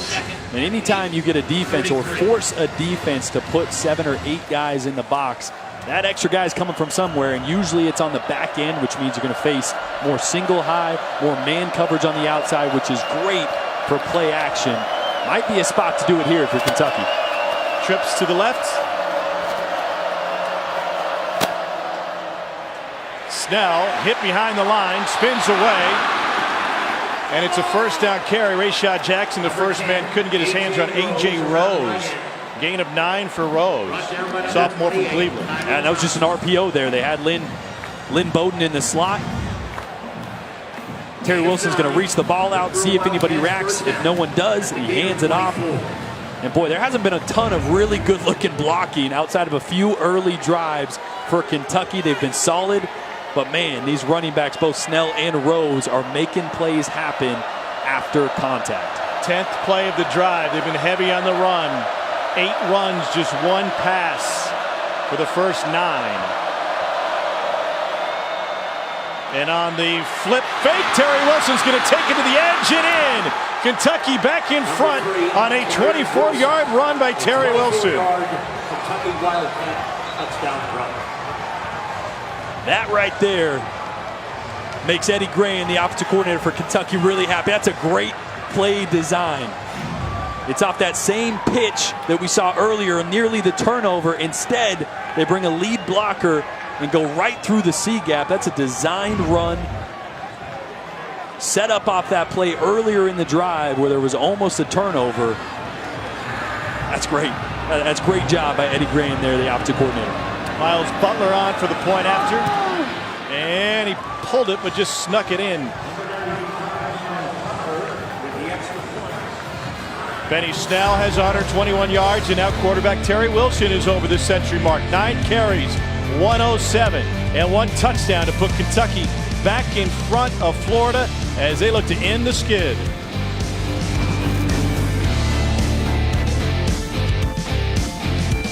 It was that design on the touchdown. It's a toss counter. This action here is going to expand the defensive end, and then backside, you're going to see the guard pull, pick up the linebacker, and that's a free way to the touchdown for Terry Wilson. You're going to watch and see the over pursuit by the linebacker's backside because of the movement, the toss, and the pull, and that sets up that counter and cutback for Terry Wilson. Man, Eddie Gran's going to love that one on film. He's going to watch that and go, hey, that's how we drew that up. Number 25, Florida trails Kentucky 14-10.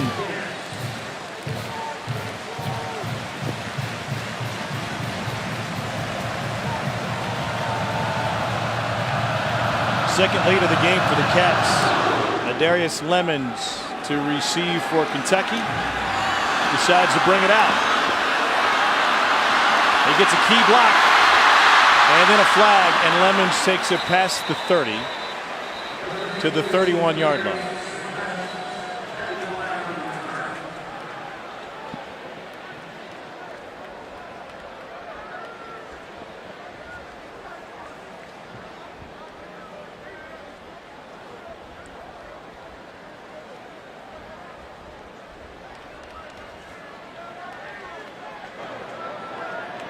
During the return, holding on the receiving team. Penalty is 10 yards from the spot of the foul. First down.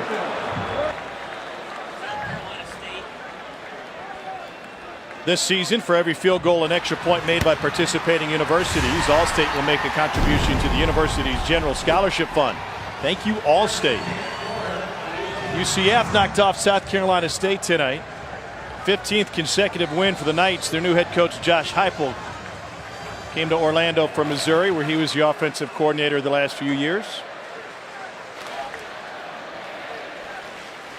Felipe Franks will hand it off. This is Jordan Scarlett. Jordan Scarlett takes it to the 25. Cash Daniel brings him down. Kentucky has run for 251 yards on 26 carries tonight. They've outgained Florida by almost 200 yards on the ground. How surprising is that? given Florida's talent in the backfield. Extremely surprising. It's not that they haven't had an opportunity to run the football. That's Jordan Scarlett's 5th carry of the game. That's unacceptable right there. 4 carries for your bell cow in the first half. You got to give him more touches than that. I understand at times you got to take what the defense gives you, and they want to involve Felipe Franks as much as they can and getting him layups and easy throws.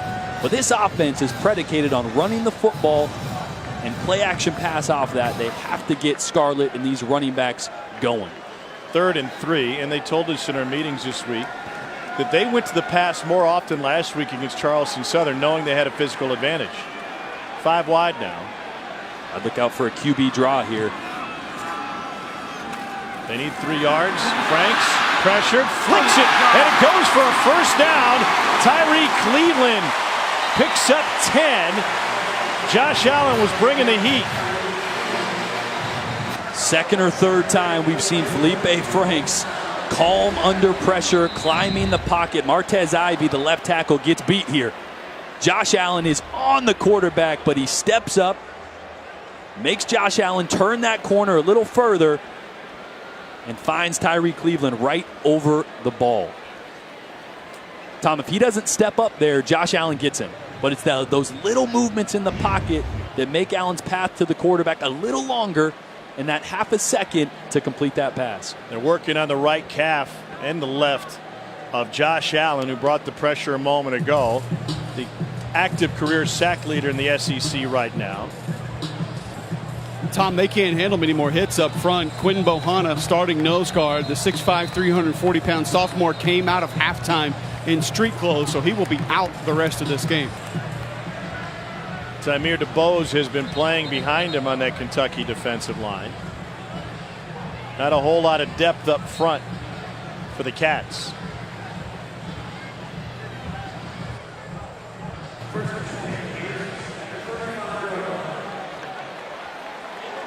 First down after the completion from Felipe Franks. He is 8 of 14 through the air tonight.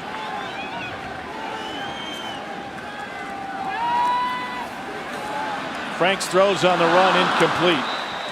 Through the hands of Jordan Scarlett. They try to go double move there. I'm really surprised we haven't seen more easy layup throws for Felipe Franks. One thing Dan Mullen emphasized week 1, gave him opportunities. He didn't pull the trigger. I figured we'd see a lot of hitches, curls, flats, a lot of easy throws and progressions for Felipe. Haven't seen a ton. They're trying to take shots on first down.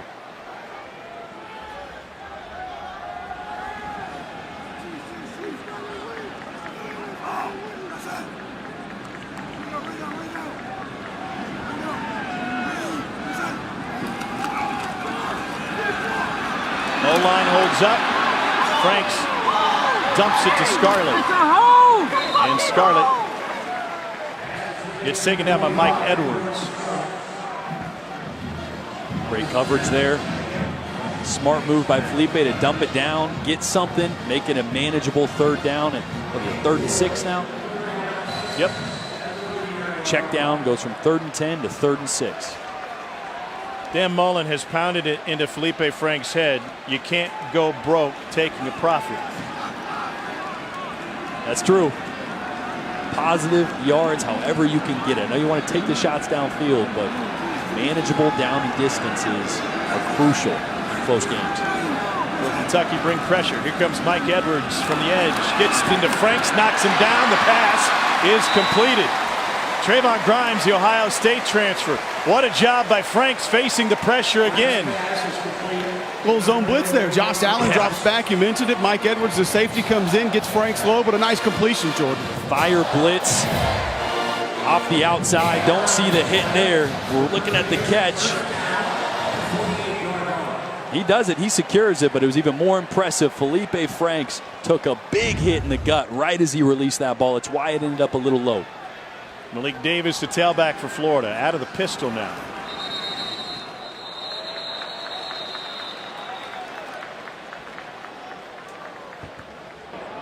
Prior to the snap, false start, 73 on the offense. 5-yard penalty, first down. That's a senior from Apopka, Florida, left tackle Martez Ivey.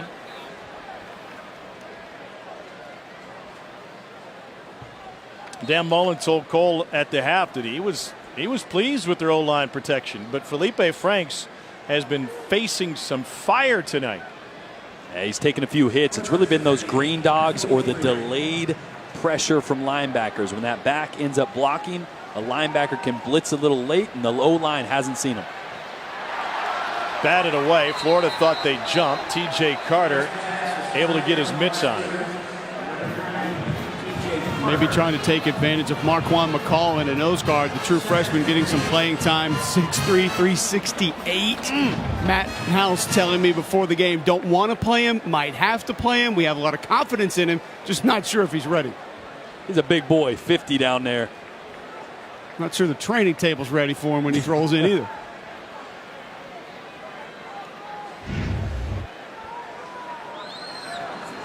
Second and 15 after the incompletion and the false start on the play before. Allen creeping up from the edge. Play clock's at 1. Here comes Allen. Franks rolls the opposite way. Will fire a laser incomplete. Trying to find Freddie Swain.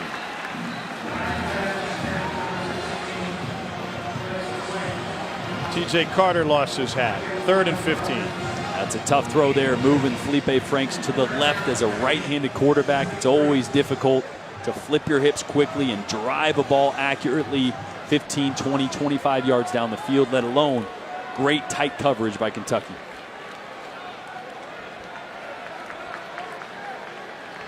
Alabama hammered Arkansas State tonight. Georgia knocked off South Carolina in convincing fashion. 41-17. 3rd and long for Franks. They cross it up front again. Franks on the run, being chased, trying to direct traffic, and he's able to get it out of bounds, incomplete. And we got a flag on the play, multiple flags.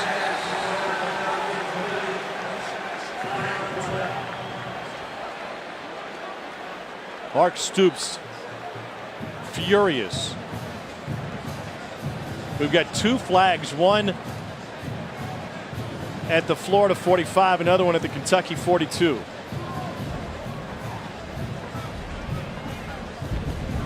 David Smith and his crew will sort it out.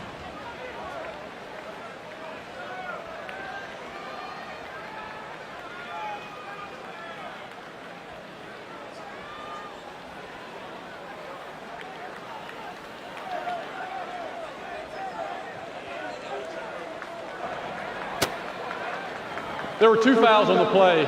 Pass interference on the offense, number 89. The penalty is declined. Ineligible receiver downfield, number 64 on the offense. That penalty is declined. Result of play, 4th down. So Florida will punt it away.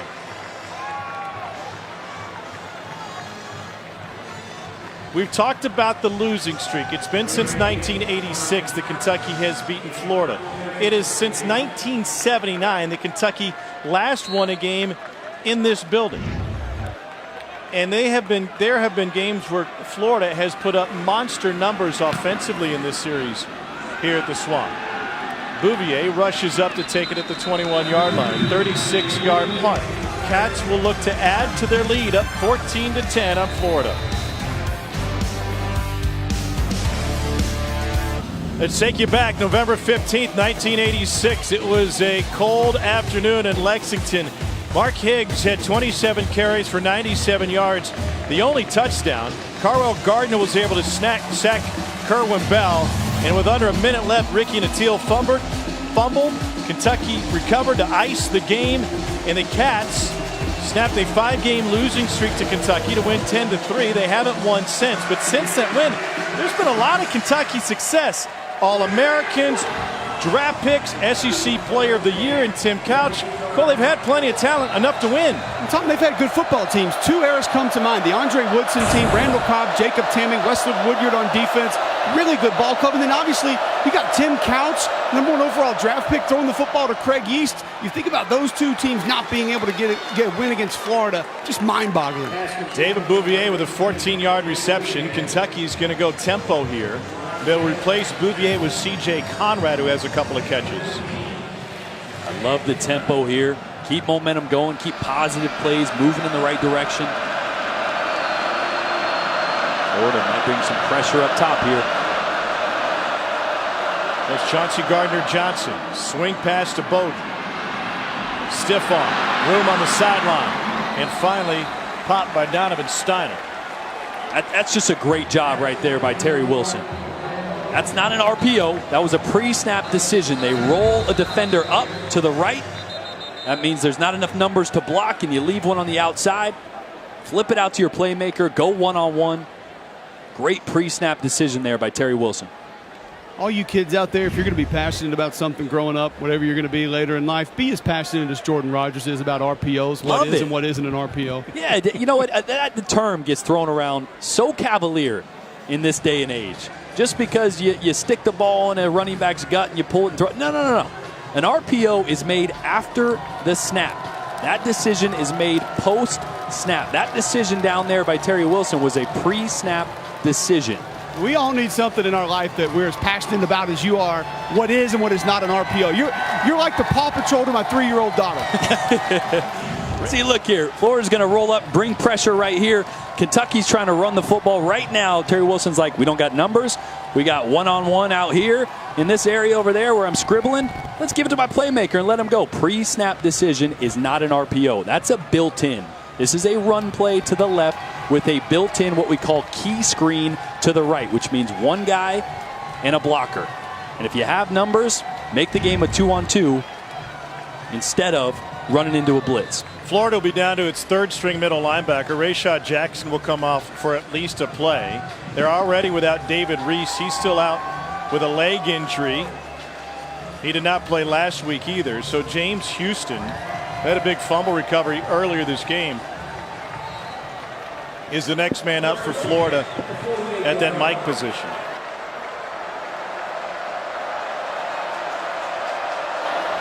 Houston's just a freshman.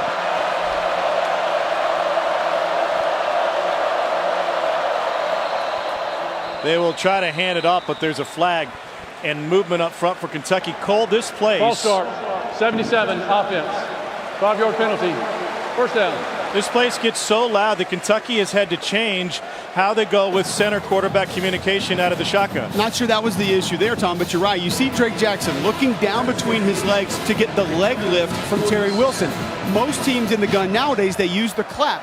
Remember talking to Lane Kiffin about this a few years ago? He told us the clap is louder than any stadium that you'll play in or anything you can verbalize. Obviously, this place is loud enough where the clap doesn't work. Wilson had to lift his leg twice before that flag a moment ago, and we've got multiple flags here as he goes down for a 2-yard loss. Where it gets tricky, Tom, is the timing. Defenses time your head lift. So you look down and they get a beat on that. So you have to be conscious of it and change up the timing of your snap from when you actually look up. And you'll see formation on the offense. 5 players in the backfield. The penalties decline. Second down. A loss of 2 officially. So second and long now for Kentucky. Terry Wilson, 8 of 13 through the air for 93 yards. He has rushed for 107 on only 9 carries. Isaiah Epps is the man in motion. Conrad's got a shift. Kentucky looks a little bit lost, maybe a lot lost.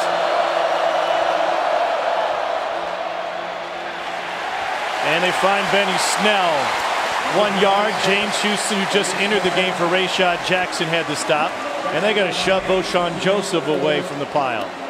Voshon Joseph is an athletic linebacker for Florida, and a guy that when he was asked about Benny Snell this week, he said, he's all right.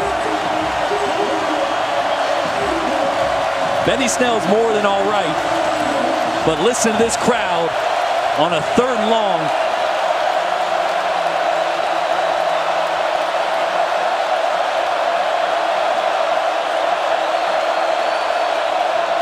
Play action.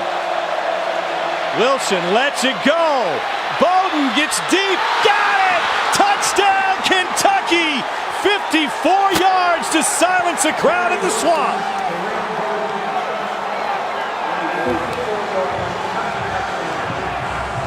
You might never hear a stadium get that loud and that quiet that quickly. Terry Wilson has done everything tonight with his legs. This time, an absolute rocket and so good being patient. The first window's not there, waits to the second window on the other side of Jawan Taylor, the safety, to the field. There's not many guys that have the arm strength to wait for a second window on a post route. That drive started at Kentucky's own 17-yard line. 5 plays, they cover 78 yards. They convert another third down. They are 8 of 9 on third down tonight. Averaging 9.5 yards a play after that strike to Bowden. Can they do it?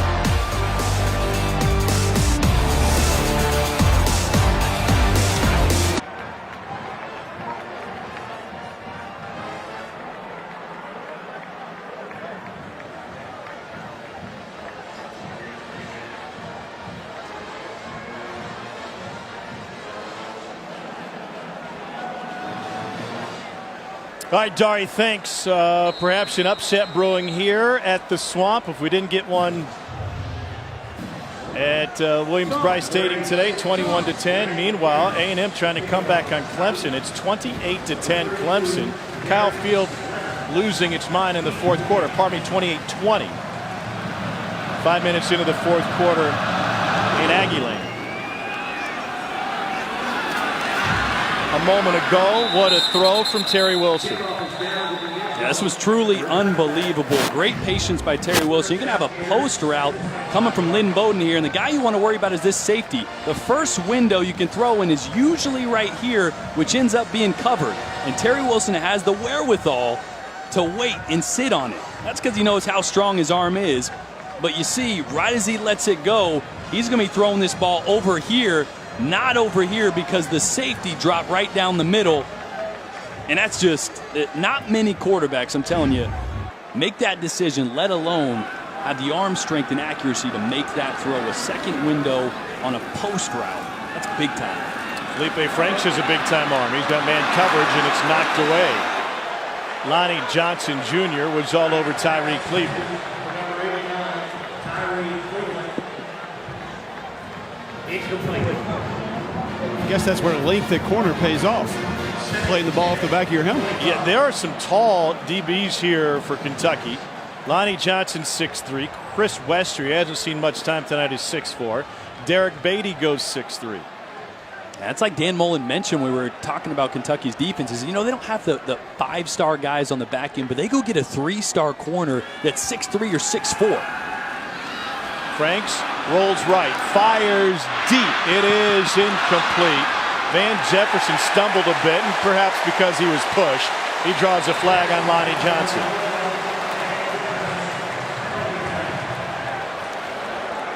Guys, I'm watching Mark Stoops right here on the sideline. He's giving the referee everything he's got. Not happy about this call. These are the mistakes you can't Pass have. interference on the defense, number 6. 15 yards from the previous spot, automatic first down. But, Tom, I don't agree with this one. You're going to allow some hand fighting. There's not enough there, in my opinion, to throw a flag. But still, if you're Kentucky, you remember last year was the mental mistakes late in the game that cost them. They should have won that ball game. You got to have the mental fortitude late in this game to not make mistakes like that, albeit I don't believe that should have been a flag. You got to have extreme focus here towards the end of this game if you're Kentucky to close this one out. Kentucky led 27-14 late last year. They lost 28-27.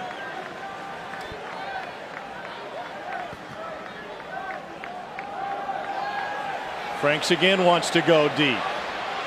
That one was out of bounds. Looking for Trayvon Grimes. What do you think about the play call? I mean, it's surprising. Looking over here, Jordan Scarlett still just 5 rushing attempts for 20 yards. And you're going play action shot, play action shot. I don't mind shots every now and then, but Dan Mullen said it himself. Run the football to set up the play action pass. They're doing that in reverse right now, and there's just nothing open down the field. Going a little bit bigger as they bring in R.J. Raymond as an H-back. Franks is now under center.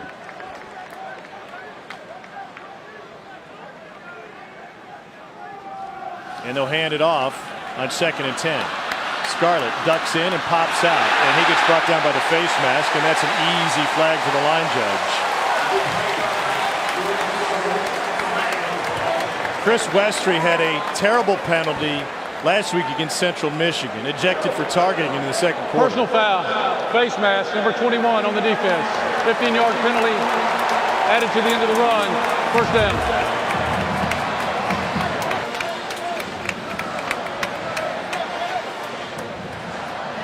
Again, mental focus. That's not a physical mistake there. That's something you got to know when you're tackling. You cannot have your hands up around the helmet of the running back.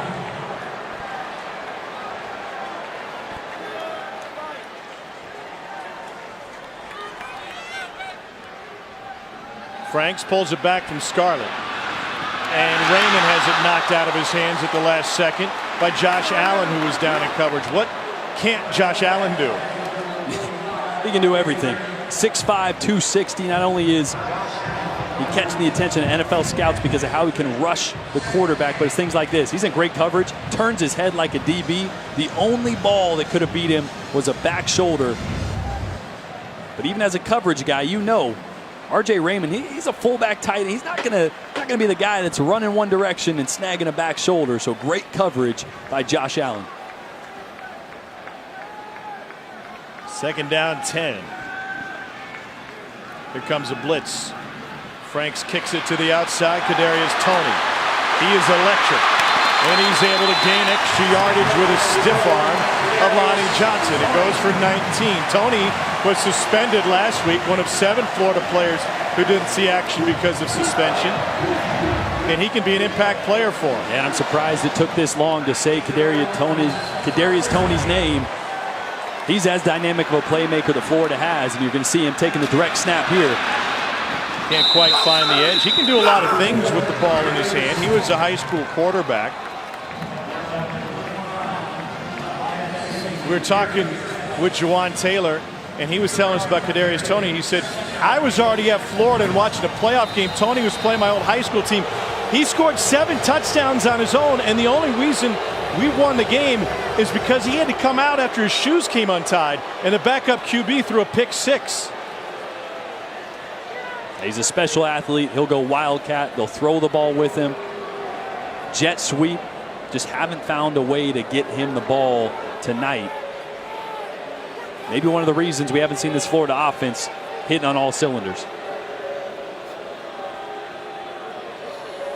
Let's take a look at the road to the championship, brought to you by Mercedes-Benz. And we go to Columbia, South Carolina for action earlier today.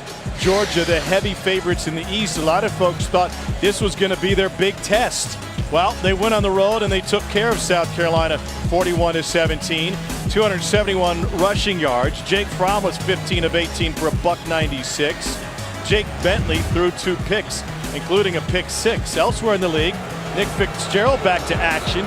Mississippi State rolls in the Little Apple. Alabama had no issues. It looks like Jalen Hurts won't redshirt after all. He played a lot in that game against Arkansas State. And A&M is only down 8 in the fourth quarter at Kyle Field. How about that? I mean, surprised to see Jalen Hurts in cleanup or earlier than cleanup when you think the best thing to do is redshirt him. And at worst, if you're in the playoffs, you have a guy that's still got a couple games you could play late in the season if you need it. But man, that last game that's going on right now, Clemson, Texas A&M, how about that? 28-20, 6 minutes left in the fourth quarter. A&M punting it away. 2nd and 8 for Felipe Franks.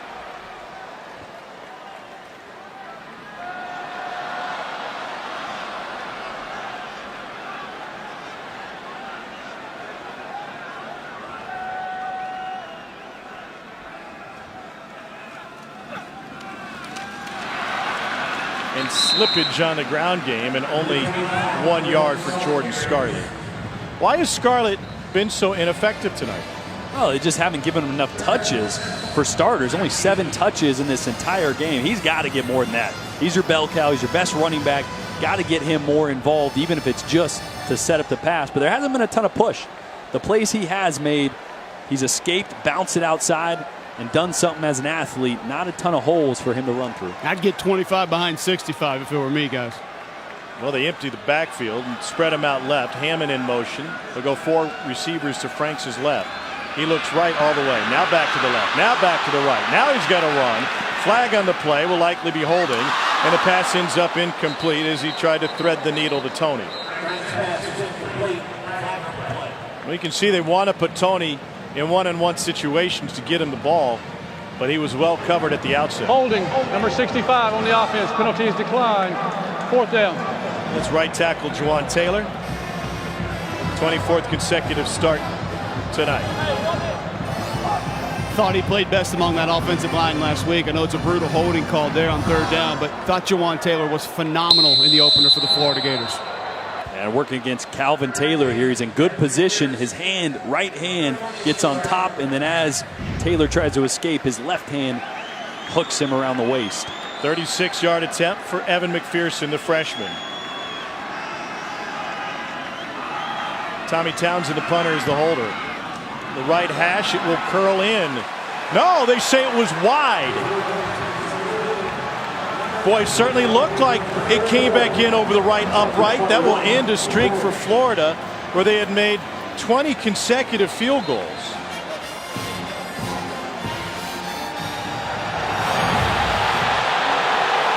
You be the judge. When it goes over the post, it has to be clearly to the inside of the upright to be good. This is the shot right here. Can't really tell at what point it's crossing the threshold of the crossbar, but that was close. And it is not reviewable. A few years ago in this series, Florida caught a break when a play clock seemingly read zeros. And now Dan Mullen thinking it's Kentucky that caught a break in this one. Here's Benny Snell. A gain of 3. It started wide, there's no question. Boy, like I said, you can't tell at what point. The refs standing there at the crossbar and at the upright have the best view. I mean, as an armchair quarterback sitting here, it looks close. It's got to be clearly inside the upright to be good when it is above the upright. But that's it'll make the Florida fans feel any better. 2nd and 6.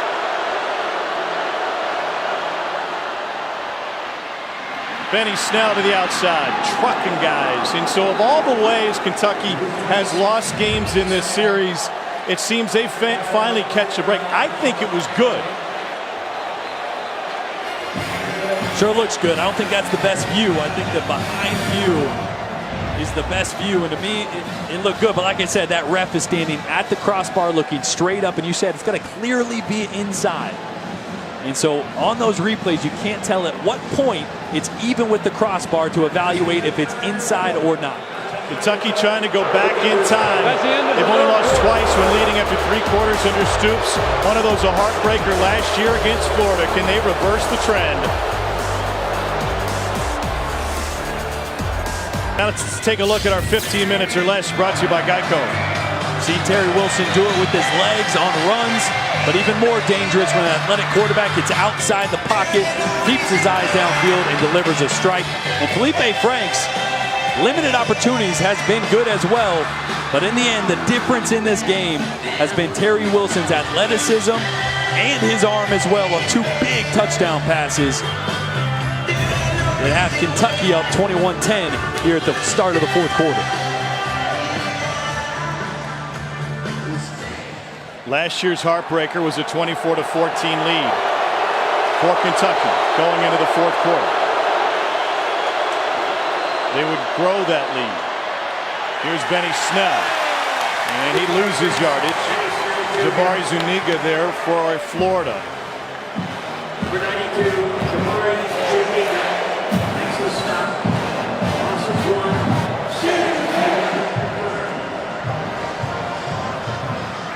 In the Commonwealth, when it comes to this series, they haven't been all happy and bright since 1986.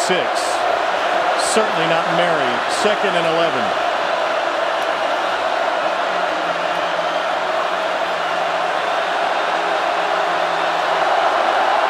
Check to the sideline. They're going to get a 1 safety look. Nope, now Florida's going to audible out of that. As one team checks, so does the other. Kentucky. They're first. Eddie Grant talking it over with Mark Stoops. It's the second time tonight Kentucky's had to use a timeout to avoid a delay a game penalty. Is Mark Stoops having headset issues? He's having some kind of issues right now.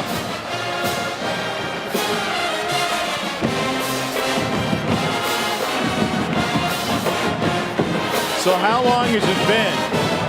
Well, Jordan, since you weren't around in 1986, let's tell you about it. This is what it looked like. Legend of Zelda was just released this weekend. Microsoft was available at $21 a share. Halle Berry was the runner-up for Miss USA in 1986.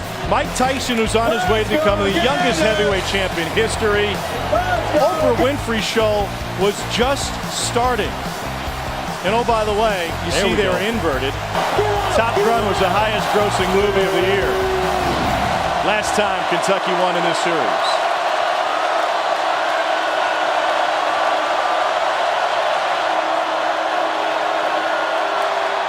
Here's Snell on 2nd and 11 and a flag down.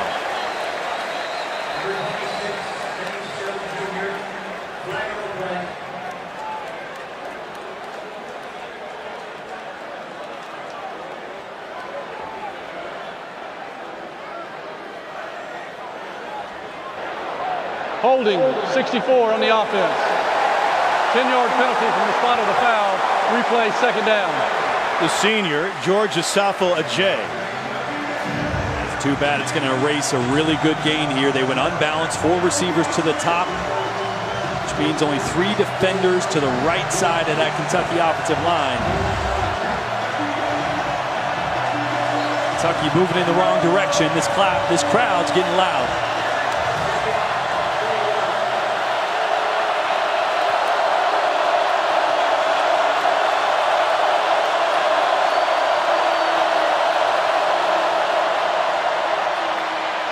Benny Snell dances his way. Gain of 7. This is the first SEC start for junior college transfer Terry Wilson. How do you think he's handled this environment tonight? Exceptionally well. We saw the turnovers early, the fumble, the interception. Those things are going to happen. Physical mistakes are going to happen, but mentally he's made the right reads. He's used his legs, done some special things tonight. We're going to need a little bit more of that magic here on 3rd and 13. There will not be much communicating at the line of scrimmage here, fellas.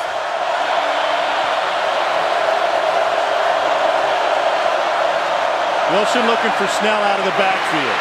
Snell makes the first man miss. The second man doesn't. It was Chauncey Gardner-Johnson who cuts him down.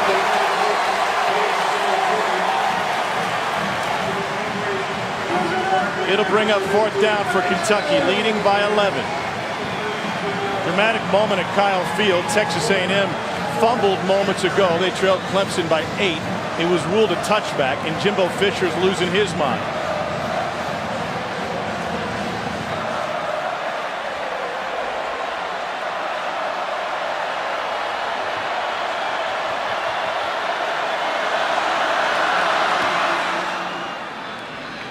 Swain asks for a fair catch, takes it at the 27-yard line. 41-yard punt from Max Duffy, the sophomore from Australia. If Florida's going to do it, they're going to have to do it in come from behind fashion.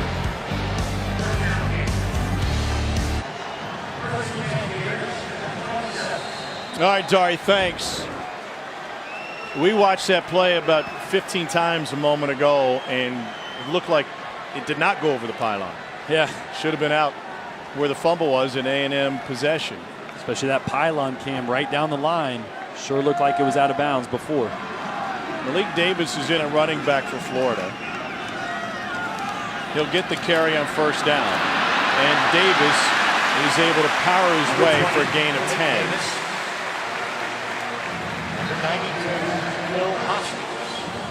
A couple nice pulls there by the Florida offensive line. G-scheme blocking back, pulling around. That's an issue that Dan Mullen's had with this team, something they want to improve upon.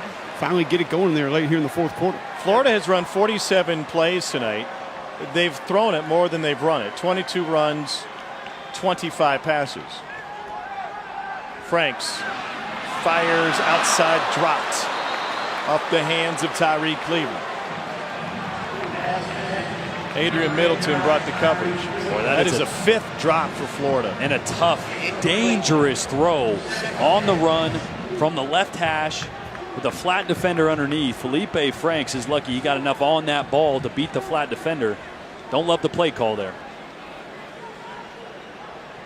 And they've thrown a lot on first down tonight. A lot of shots on first down. Especially second half. They came out looking deep early in the series. Franks intercepted!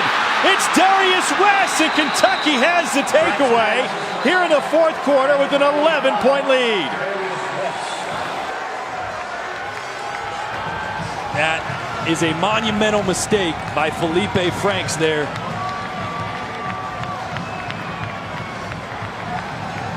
This is a nice, easy concept on the left side here. It's going to be smashed. You're going to have a corner route and a hitch on the outside. You're really just high-low read on the corner, but this ball has to be out.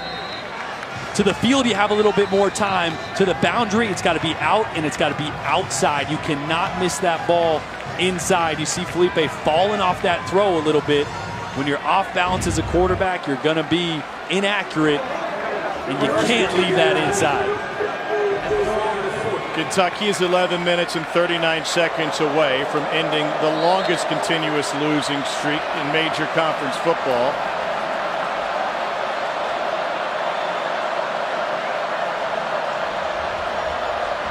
They've lost 31 in a row to Florida. Wilson swings it to the outside, Lynn Bowden. And Bowden gets gang tackled for no gain. Lynn Bowden.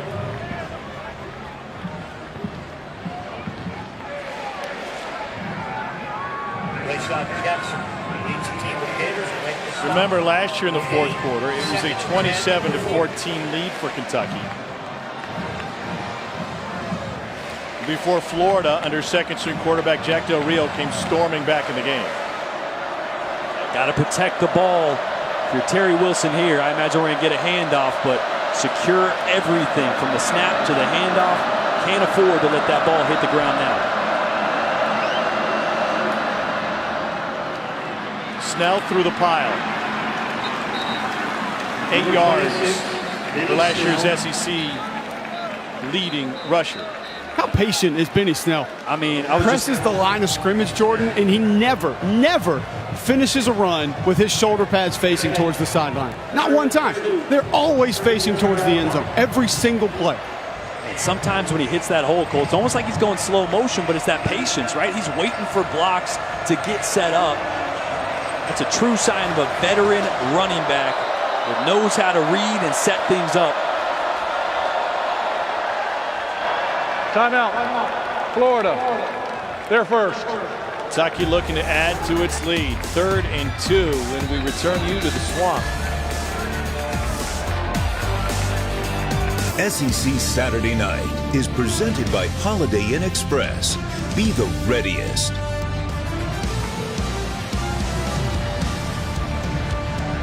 Gators fans trying to channel Tom Petty. They don't want to back down. They haven't backed down against Kentucky. Here's a look at the most consecutive wins over a major opponent. Notre Dame Navy until 2006 had won 43 straight. Nebraska steamrolled Kansas for 36 consecutive years. That covered a couple different conferences. Oklahoma did the same to K-State from the Big 7 to the Big 8 days, ending in 68. And Florida has beat Kentucky 31 consecutive. That is the longest active streak. Benny Snell Jr. is in at Wildcat. And Snell bottled up behind the line. Ja'Kai Polite, the first man there. It's a loss of 2. And that is a heck of a play there by Ja'Kai Polite, coming off the complete end to get all the way down to the opposite A-gap and make that play. The 6'5", 260-pound defensive end is a freak. They're going to go for it. 4th and 3. They've got a good kicker, but they lost their all-time leading scorer at that position. Florida's showing pressure.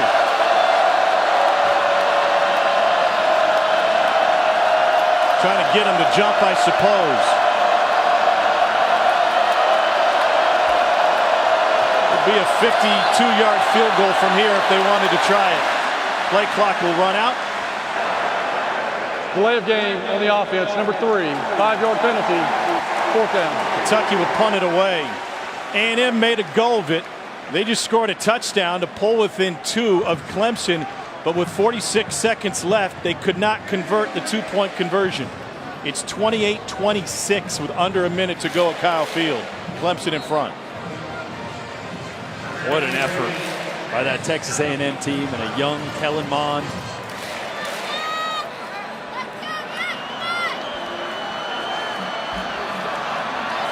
Next Duffy will try to pin the Gators back. Florida might be offside near side.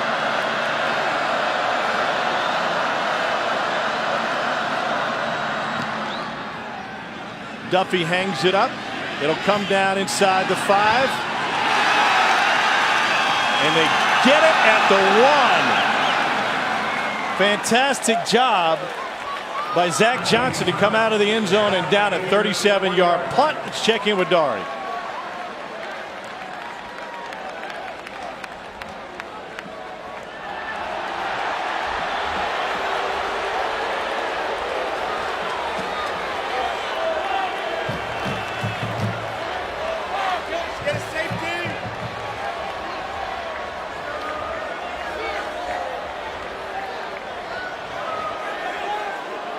All right, Dari, thank you. Clock running there, and A&M out of timeouts. What an effort by Jimbo Fisher's team.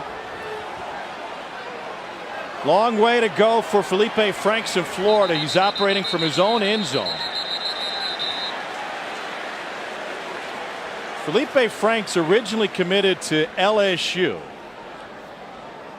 But when the coaching situation came into question with Les Miles, he decided to reopen his recruitment. Please reset the game clock to 8 minutes, 41 seconds.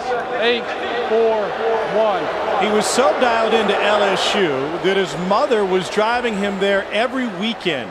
She's racked up about 160,000 miles on her Toyota Prius.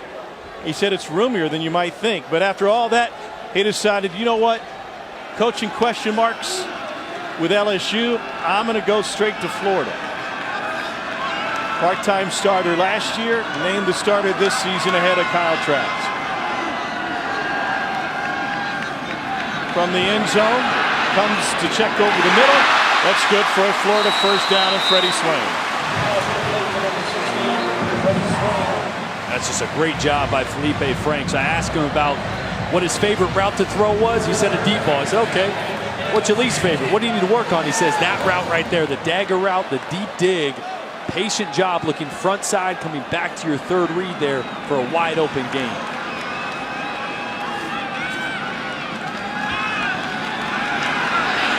Steps up, fires again, and this one incomplete. It was wide of LaMichael Piron. Middle pressure from Adrian Middleton there, coming over right guard Fred Johnson. Nice inside move, able to force Felipe Franks to just step to his left a touch, thus an errant pass. Yeah, and Middleton's playing a big role, as you said, with Bohanna out. Middleton's down about 25, actually up about 25 pounds from last year. He was heavy, then last year slimmed some weight. Now he's got good weight on, and he's using it well in the middle of that offensive line. Third year as a starter. Here's Piron. He's got room. 13-yard run around the edge for LaMichael Piron. See Florida starting to push with a little sense of urgency. You don't need to panic. You don't need to go full speed right now, just under 8 minutes. You have both your timeouts. You're down 2 scores. You need to push some urgency, but don't panic. And still run, still take what the defense gives you.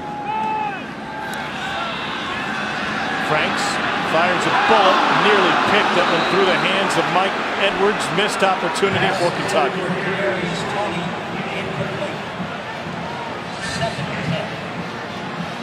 When they have directed Felipe Franks to get the ball to Kadarius Toney, he is zeroed in on it. Yeah, this is great. I said take what the defense gives you. He wants to throw this deep comeback. He puts this on a line. This ball really needs to be over the top of that linebacker. He throws it with too flat of an arc and almost throws an interception. Ball's got to have a little more air. Level 2 ball. About 10 to 15 yards of air there. That's a completion. One touchdown and one pick for Franks. Big hole. And Perine has another first down. This is a drive that started on Florida's 1-yard line. It's the run game that's really getting things going here. Haven't seen much of it all night. But Perine in there, the changeup back. Play action, loss of football. Franks just didn't take it with him, and they'll end up losing a yard. Boy, can't have that. Got to be really firm. Yeah, you see that? Franks is trying to flip for the laces as he's doing a play action. So as he's sticking the ball in the running back's gut, he's trying to flip for the laces. You got to secure the fake, and then you can find the laces afterwards.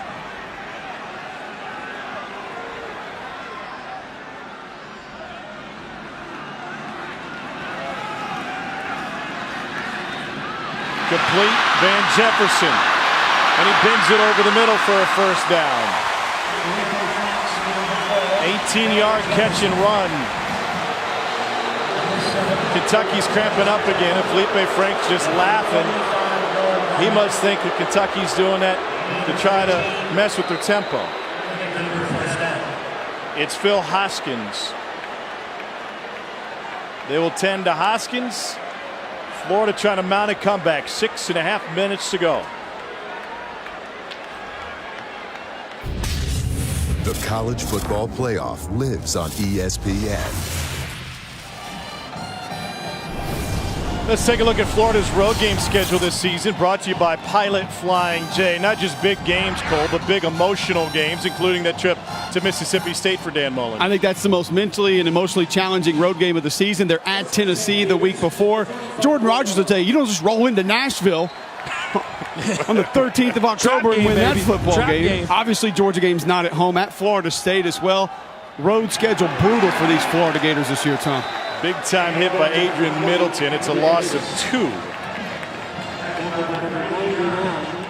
Yeah, what a play there. You've said Middleton's name a couple times tonight. He's going to go catch a breather. But he's been disruptive over those guards and centers all night.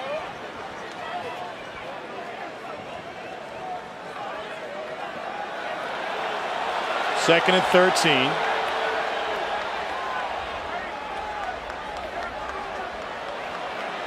Crowd anxious watching that clock tick away. Incomplete. Flag down.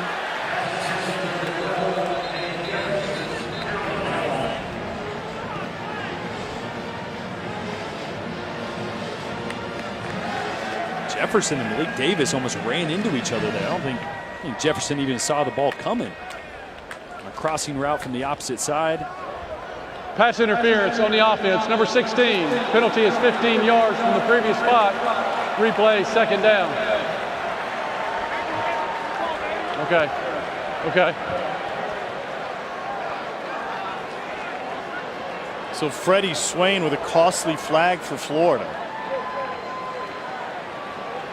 Second down, halfway to Hazard for the Gators. Second down. Kentucky's playing way off. I try to get an easy completion here, get some yards after catch. Make it a more manageable third down. 3-man rush. Franks over the middle. Incomplete, too high for Freddie Swain. See, an incompletion there really hurts you. I mean, it's 4-down territory, so you're thinking you still have 2 downs, but they got almost 30 yards here. Really needed some positive yards on that play. I would like to see a quick pass play, get the ball out of Felipe's hands into a guy like Kadarius Toney or Van Jefferson and let them try to pick up 10. I'd still say you do the same thing here because you know you're going to go for it on 4th.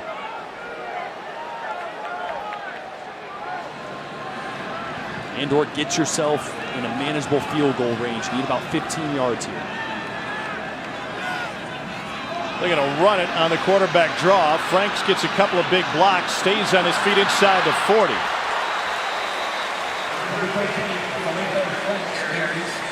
19-yard run by Franks. How about that play call? That's great. I was looking at the 35-yard line thinking you got to get inside that if you're going to even think about kicking a field goal. As a quarterback right here, you're top hash number sidelines. All right, get upfield, get vertical, keep working towards the sideline. It's a great job by Felipe Franks to get his team in striking range. Well, they have a freshman kicker with a big leg. Evan McPherson set the Alabama state record for a field goal without a tee when he knocked through a 60-yarder for Fort Payne High School. McPherson originally committed to Dan Mullen at Mississippi State. Changed that when Mullen came here. Next Saturday, 10 a.m. Eastern, 9 Central, the SEC Nation traveling pregame show with Laura, Marcus, Paul, Tim, and Lauren will be in Oxford. #1 Alabama and Ole Miss. They'll break down everything from the gridiron to the grill for week 3 of the season. SEC Nation presented by Johnsonville, right here on the SEC Network. Also streaming live on the ESPN app. Tim Tebow was at practice on Thursday. He was here to spend some time in the quarterback room with Felipe Franks and talk to him about blocking out all the outside noise. If Florida does not come back and win this game, there's going to be even more noise for Felipe Franks in this program. Yeah, turn those notifications off on Twitter. You got to put blinders on as a quarterback in the SEC. You can't let that stuff get to you. It's not easy, but you got to be confident enough in yourself. And Dan Mullen here, confident in his quarterback on 4th down and 8, passing on a field goal and going for it. Would have been about a 50-yard attempt. And Mullen told us last week that McPherson has a good enough leg for 52 or 55. They'll need 2 scores anyway.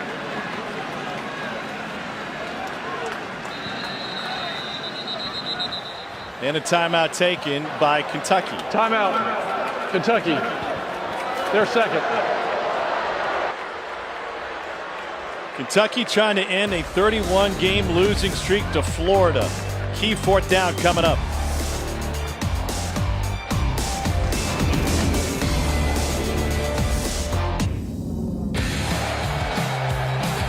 Incredible crowd, and it didn't bother Florida. It bothered Kentucky.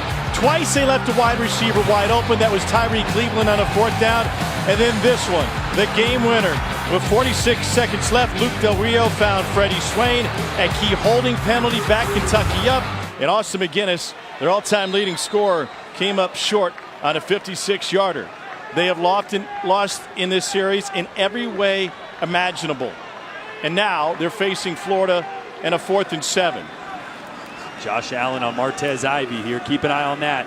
They're going to throw it. They might not have a lot of time. They dump it underneath. It's good for a 1st down. And LaMichael Pirine. And Pirine's got it inside the 15. Florida able to convert the 4th down into pushing and shoving afterwards. A great job. Josh Allen does bring a little pressure here. And instead of chipping on him, as you think that Pirine would be there for that reason, he slips out. Linebackers don't get there in time. It's a great design. Because if you're Kentucky, you're thinking that back's there to help on Josh Allen, and he just slips free. Kentucky runs a man off late. Under 5 minutes to go. Franks wants to throw. End zone shot. Incomplete. Almost intercepted. Once again, he found the wrong jersey. Yeah, they love this one-on-one matchup in the red zone with Van Jefferson. But Felipe's just been off. That's not a good ball. Your only shot here is back shoulder. You want it up on the ear hole towards the sideline. He's been a little off on every throw these past few drives. 13th play of the drive that started all the way back at the 1-yard line. Tell you what, QB draw here. Just 4 guys in the box for Kentucky right now and 5 offensive linemen. They're going to look to the sideline, and Dan Mullen's going to give them a play. They did it on a key 3rd down earlier. Play clock is at 1. Franks on the draw through traffic, gets cut down and is able to find 3, but that's it. TJ Carter there for the stop for Kentucky. And still, if you're Felipe Franks, it's 3rd and 7, but don't think 7. Think 4 or 5 at worst, right? You know you're going in 2-down range here. And unless you're going to do a chip shot here, but Dan Mullen looks like he's pushing his chips onto the table, and he wants 7 here.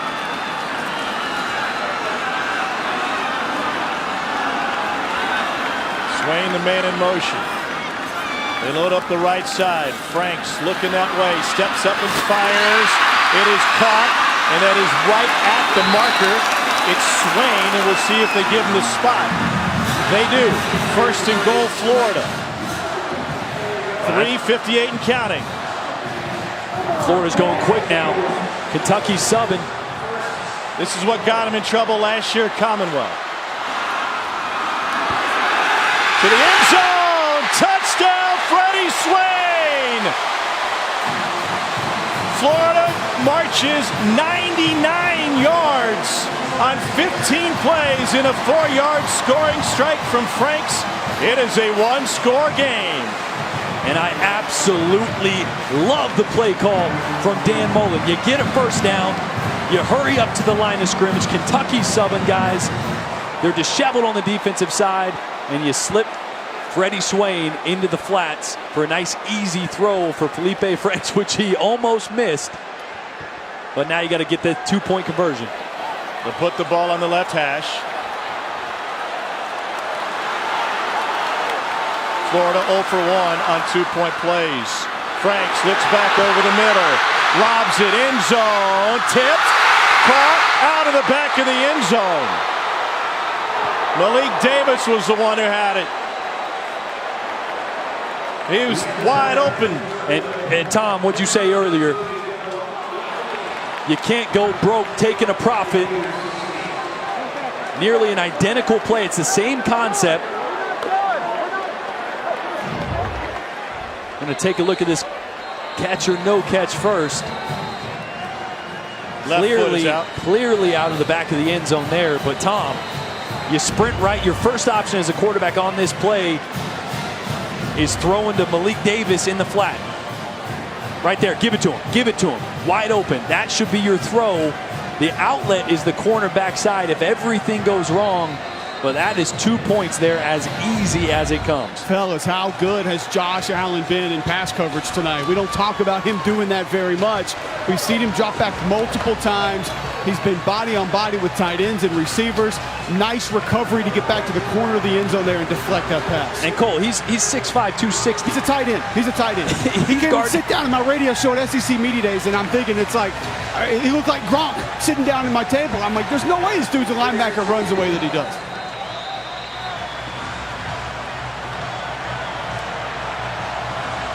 Florida kicks it away. Nobody back to receive it. And it'll be a touchback. So let's take you first to the touchdown. Little hurry up, get to the line of scrimmage. Play action front side there, and you leak Freddie Swain. He made a great catch on the first down on a throw behind him. And another throw at his heels for the touchdown. And this is, you just don't have a chance here. That's your outlet if everything goes wrong. Great coverage, as we mentioned, by Josh Allen, a defensive end out there on a receiver or on a tight end. But you had the flat route for a 2-point conversion, as easy as it comes. Kentucky wants to run the clock. They'll do it with Benny Snell. And Snell gets taken down by Rayshad Jackson after a gain of 2. Love the formation. 2 tight ends with an H-back. Oh, big bodies. Some bonus bigs in the lineup for the Wildcats.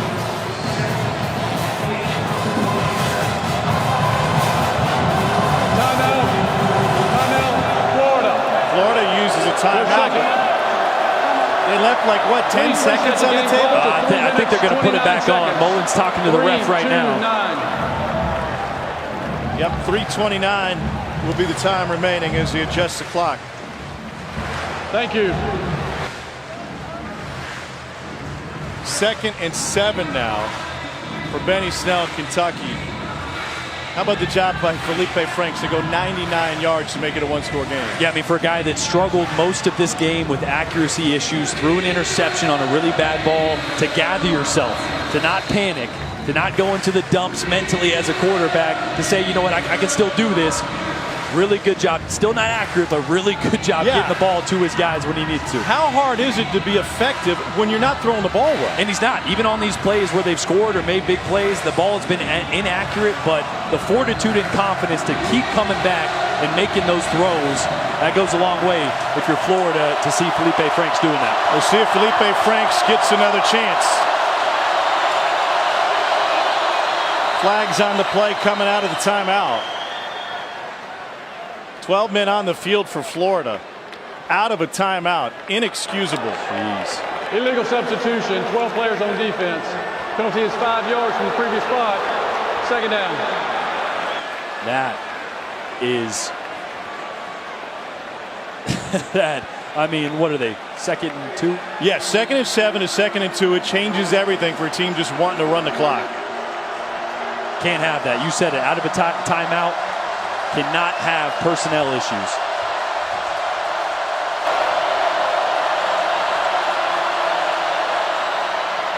Here's Snell. He fights for one. Rayshad Jackson, playing for the injured David Reese, is in on another stop for Florida. And a great tackle. I mean, that's one thing. When you're a backup playing behind David Reese, you don't get a ton of time to get comfortable with what you're seeing. Made a quick decision. Great tackle to save that and force a third down. This place is rocking on a 3rd and 1. Kentucky's going heavy. Tight end fullback in the game.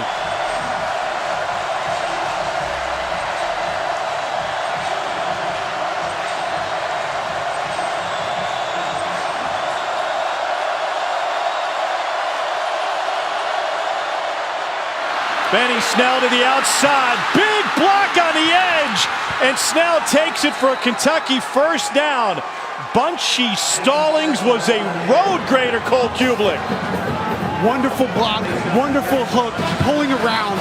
But Tom, I tell you this, as an offensive lineman, you have to love a running back who presses the line of scrimmage. Benny Snell presses the line of scrimmage on every play, makes such a late cut and a beautiful cut, and then gets north and south near the sideline. Excellent job by the Kentucky O-line and obviously Benny Snell. And a full slab from Bunchy Stallings with a flat back to lead the way for Benny Snell. Give me that slab, Jordan Rogers. Oh, it was given. Benny Snell will take the direct snap. Kentucky trying to end the longest consecutive losing streak in major college football. They haven't beaten Florida since 1986. Cole Kublik had hair. Timeout, Florida. Their 3rd and final timeout of the half. The streak is 31 this will consecutive be a 30-second games. timeout. Please reset the game clock to 2 minutes, 4 seconds. 2:04. Kentucky hasn't won here in Gainesville since 1979. Thank you. They got torched by Warfel and Doring. Chris Leak had a major comeback. They lost in triple overtime. There have been all sorts of wins for Florida in this series, and Mark Stoops thought they had ripped the monkey off the back last year. They're denied with 43 seconds left. We're on the flight on the way home out of Lexington the next day, and a woman sitting right behind me tapped me on the shoulder. She said, "I've been coming to these games for 30 years. I'm never coming back." I want to call her, sell her some tickets now if they can finish this one off. And not completely over yet. Kentucky still needs a first down. If Florida stops them here twice, could still have around 30 seconds or so. But you would probably need to go the length of the field in that case. But you got to get stops here first.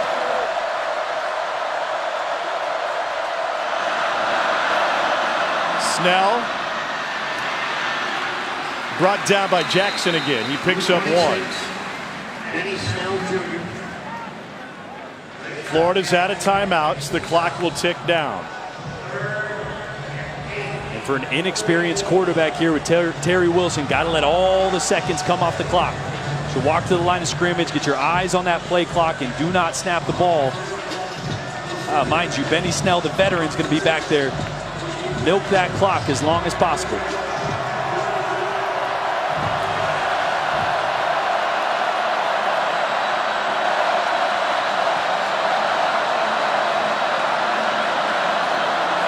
On 3rd and 7. maybe a yard that time.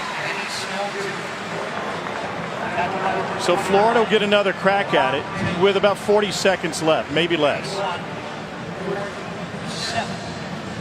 And I bet Kentucky takes a delay of game here. Back yourself up 5 yards. Give a little more cushion to try to pin Florida back inside the 10 or inside the 5. It was a fantastic punt from Max Duffy last time. He's from Perth, Australia. When he showed up in Lexington this summer, he had never before put on football pads or a helmet. They had to walk him through that. They had to teach him how to wear the equipment. And now he's trying to pin Florida deep. The Aussie will send a bouncer inside the 20. It's lost and then recovered. Freddie Swain had to go right through the wickets. It'll be a long field for Florida. 29 seconds left, 95 yards to go. Trying to make a play, can't blame him, but got to get the ball first. Really lucky to be able to fall on it before Kentucky gets there.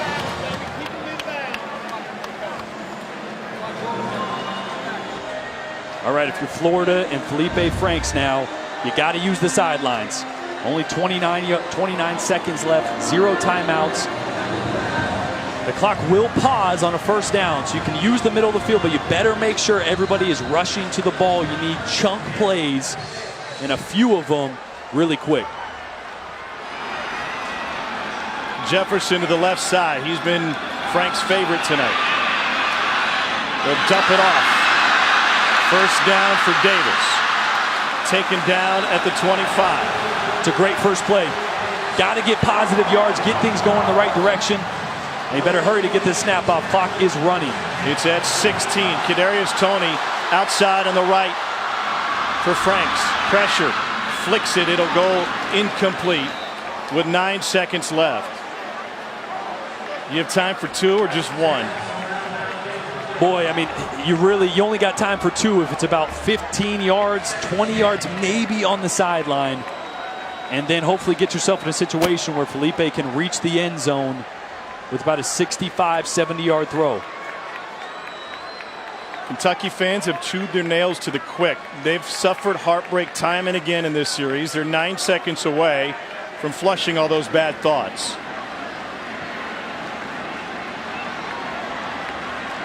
Trips to the right, Toney on the outside. Play clock is at 3. Try to work the sideline here.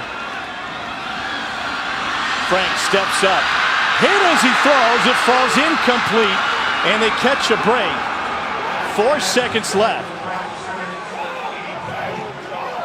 Mark Stoops is saying it was a fumble. They have not whistled it dead, and they will get it down to the goal line. And now the line judge says touchdown, Kentucky. Unbelievable. Mark Stoops was yelling, go, go, go.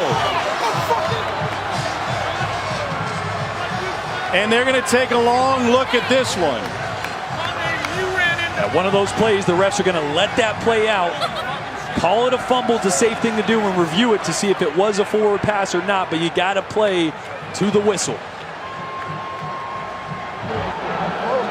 The previous play is under further review. The ruling on the field was a fumble recovered by Kentucky. Josh Allen hit him. Very rarely do you see a ball come out of a quarterback's hands forward ruled a fumble. Yeah, and they'll have a good view on this to see if that ball was moving at all. What you're looking for is to see if the ball was moving before the arm starts to come forward. You can see Felipe stepping up in the pockets here. It was Josh Allen that hit it. We need a closer look than that. Devontae Robinson ended up with it. He almost gave up on the play, but almost tossed it to the ref. And he had a chance to be taken down by Tyler Jordan or have the ball stolen, and then his extra effort got him over the plane. I think that's a fumble, fellas. Here's a better look. Yes, oh, yeah. Ball was out.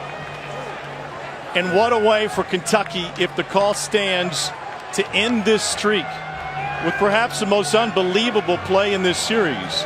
And look who it was.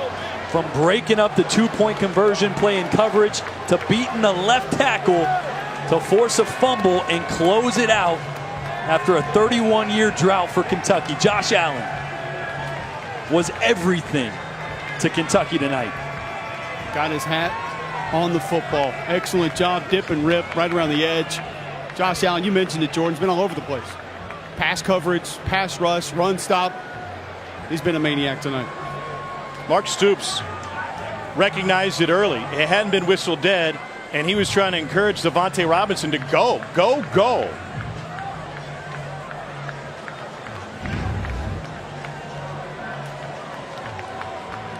Ron Leatherwood is the replay official. David Smith, the referee.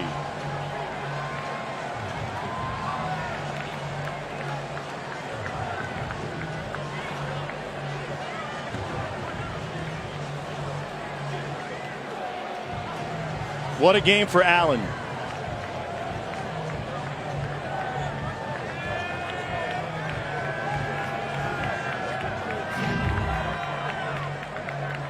See it here again. That big loop. Felipe Frank's got a big arm, but he does loop the ball in his takeaway.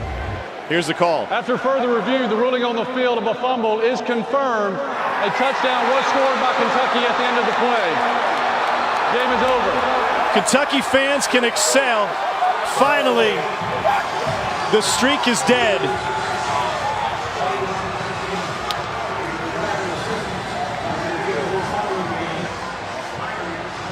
(27-16) is the final. 5 tackles tonight for Josh Allen, including a sack. What a finish. Cole Kublik standing by with Mark Stoops. Coach Stoops, 31 years. How does it feel? It's hard to describe. You know, it's been a long time coming. We played them very well since I've been here, different games, and it's been very, very frustrating. Could not be more happy for our players. They just showed unbelievable character. They've been a joy to work with, and for our fan base that's waited a long, long time for this one. And, you know, sometimes it's a little undue to our players inheriting the 31 games. It puts a little bit extra stress on you, but they handled it super well. You told me at halftime you were the more physical football team. What did this team prove to you tonight? Well, we went out in the second half, and I think we ran it every snap and went down and scored, and that showed the character and the toughness of this team. What does this win mean for your program? It's another step. It's a long season, and we got to keep everything in perspective. You can't ever get too high or too low. It's a big win. I'm very, very proud of them, and it's another step. Thank you, Coach. Thank you. That is a very humble answer, because this is a monster win for this Kentucky program, which under Mark Stoops has gotten better each and every year from a win total perspective, and now an opportunity to snap what was the longest active losing streak against an opponent in major conference football. What a job by this entire Kentucky program, and the winners are joined by Cole, Terry Wilson, and Benny Snell. We're going to do them both, because I don't think it would be fair to take just Benny Snell or Terry Wilson. Benny, I'm going to start with you because you've been in this program a little bit longer. Just describe to me what you're feeling right now. Oh, my adrenaline's up. The best feeling in the world. All my brothers fought. Terry fought. The linemen fought. We did a great job, man. Yeah, I'm blessed, man. I'm happy, bro. I'm proud of you too, baby. You know what I'm saying? We did this from the ground. All the odds was against us. Tebow, I don't even want to get into that, but we got a lot of odds against us, and we shot the world, man. I'm happy. Benny, I know it's a team effort, but I saw you coming off the field a few times in the second half. How much of that load did you want on your shoulders in the second half of this game? You know what? Going into every game, you could put the pressure on me. Whether I need to get 2 yards, it's 10 yards, I need to get a first down, whatever. My team relies on me, and I give them my all every play. Terry, he mentioned pressure, overcoming mistakes. You had a couple critical mistakes early in this game. It didn't seem to faze you one bit. Why was that? Man, not at all, man. I learned from last week, and all I got to do is just, go to the next play. White piece of paper, and just forget about the bad plays, and, just stay focused on the next play. Next play. Mistakes are going to happen, but that's what I got to do is just bounce back and just make plays. You transferred into this program, but how much did you hear about the streak in the past week? It really wasn't a big deal to me. I just knew that we had to come here and do what we had to do. We practiced really hard as a team, and we were really hungry to get this W. And I'm so proud of these guys, man. You know, we gave it our all out here, and we were just so ready to play, man. We were just ready. How confident were you in the plan that Eddie Graham put together for this game? Oh, confident. And, you know, the thing is, I go over my plays every night. And, you know, I trust in Coach Graham, and I trust in Coach Henshaw and Stoops. And, you know, they're going to put me in the best position. You know, so, you know, I have so much trust in those guys. I love them. Thank you. Go enjoy it. Thank you, guys. Thank you. What an incredible swing of emotion for this Kentucky program and their fans. We were in the building last year when Kentucky frittered away that lead, when Florida won it with 43 seconds to go, taking the go-ahead touchdown and putting it on the board. And the devastation. This is what the Kentucky fans looked like last year. Devastated in the stands. And when Mark Stoops said that was the best environment we've ever had at Commonwealth Stadium. And then they come here where nobody wins. And they're able to pull this off, and the pure joy from Benny Snell is a 180 from where they were last year. Yeah, and completely different. You look at last year as a whole, they didn't know how to win games. They couldn't win the close games, lost 3 games by a combined 5 points. They were 3 wins away from having 10, and really 3 wins that they could have had. This team just learned how to win.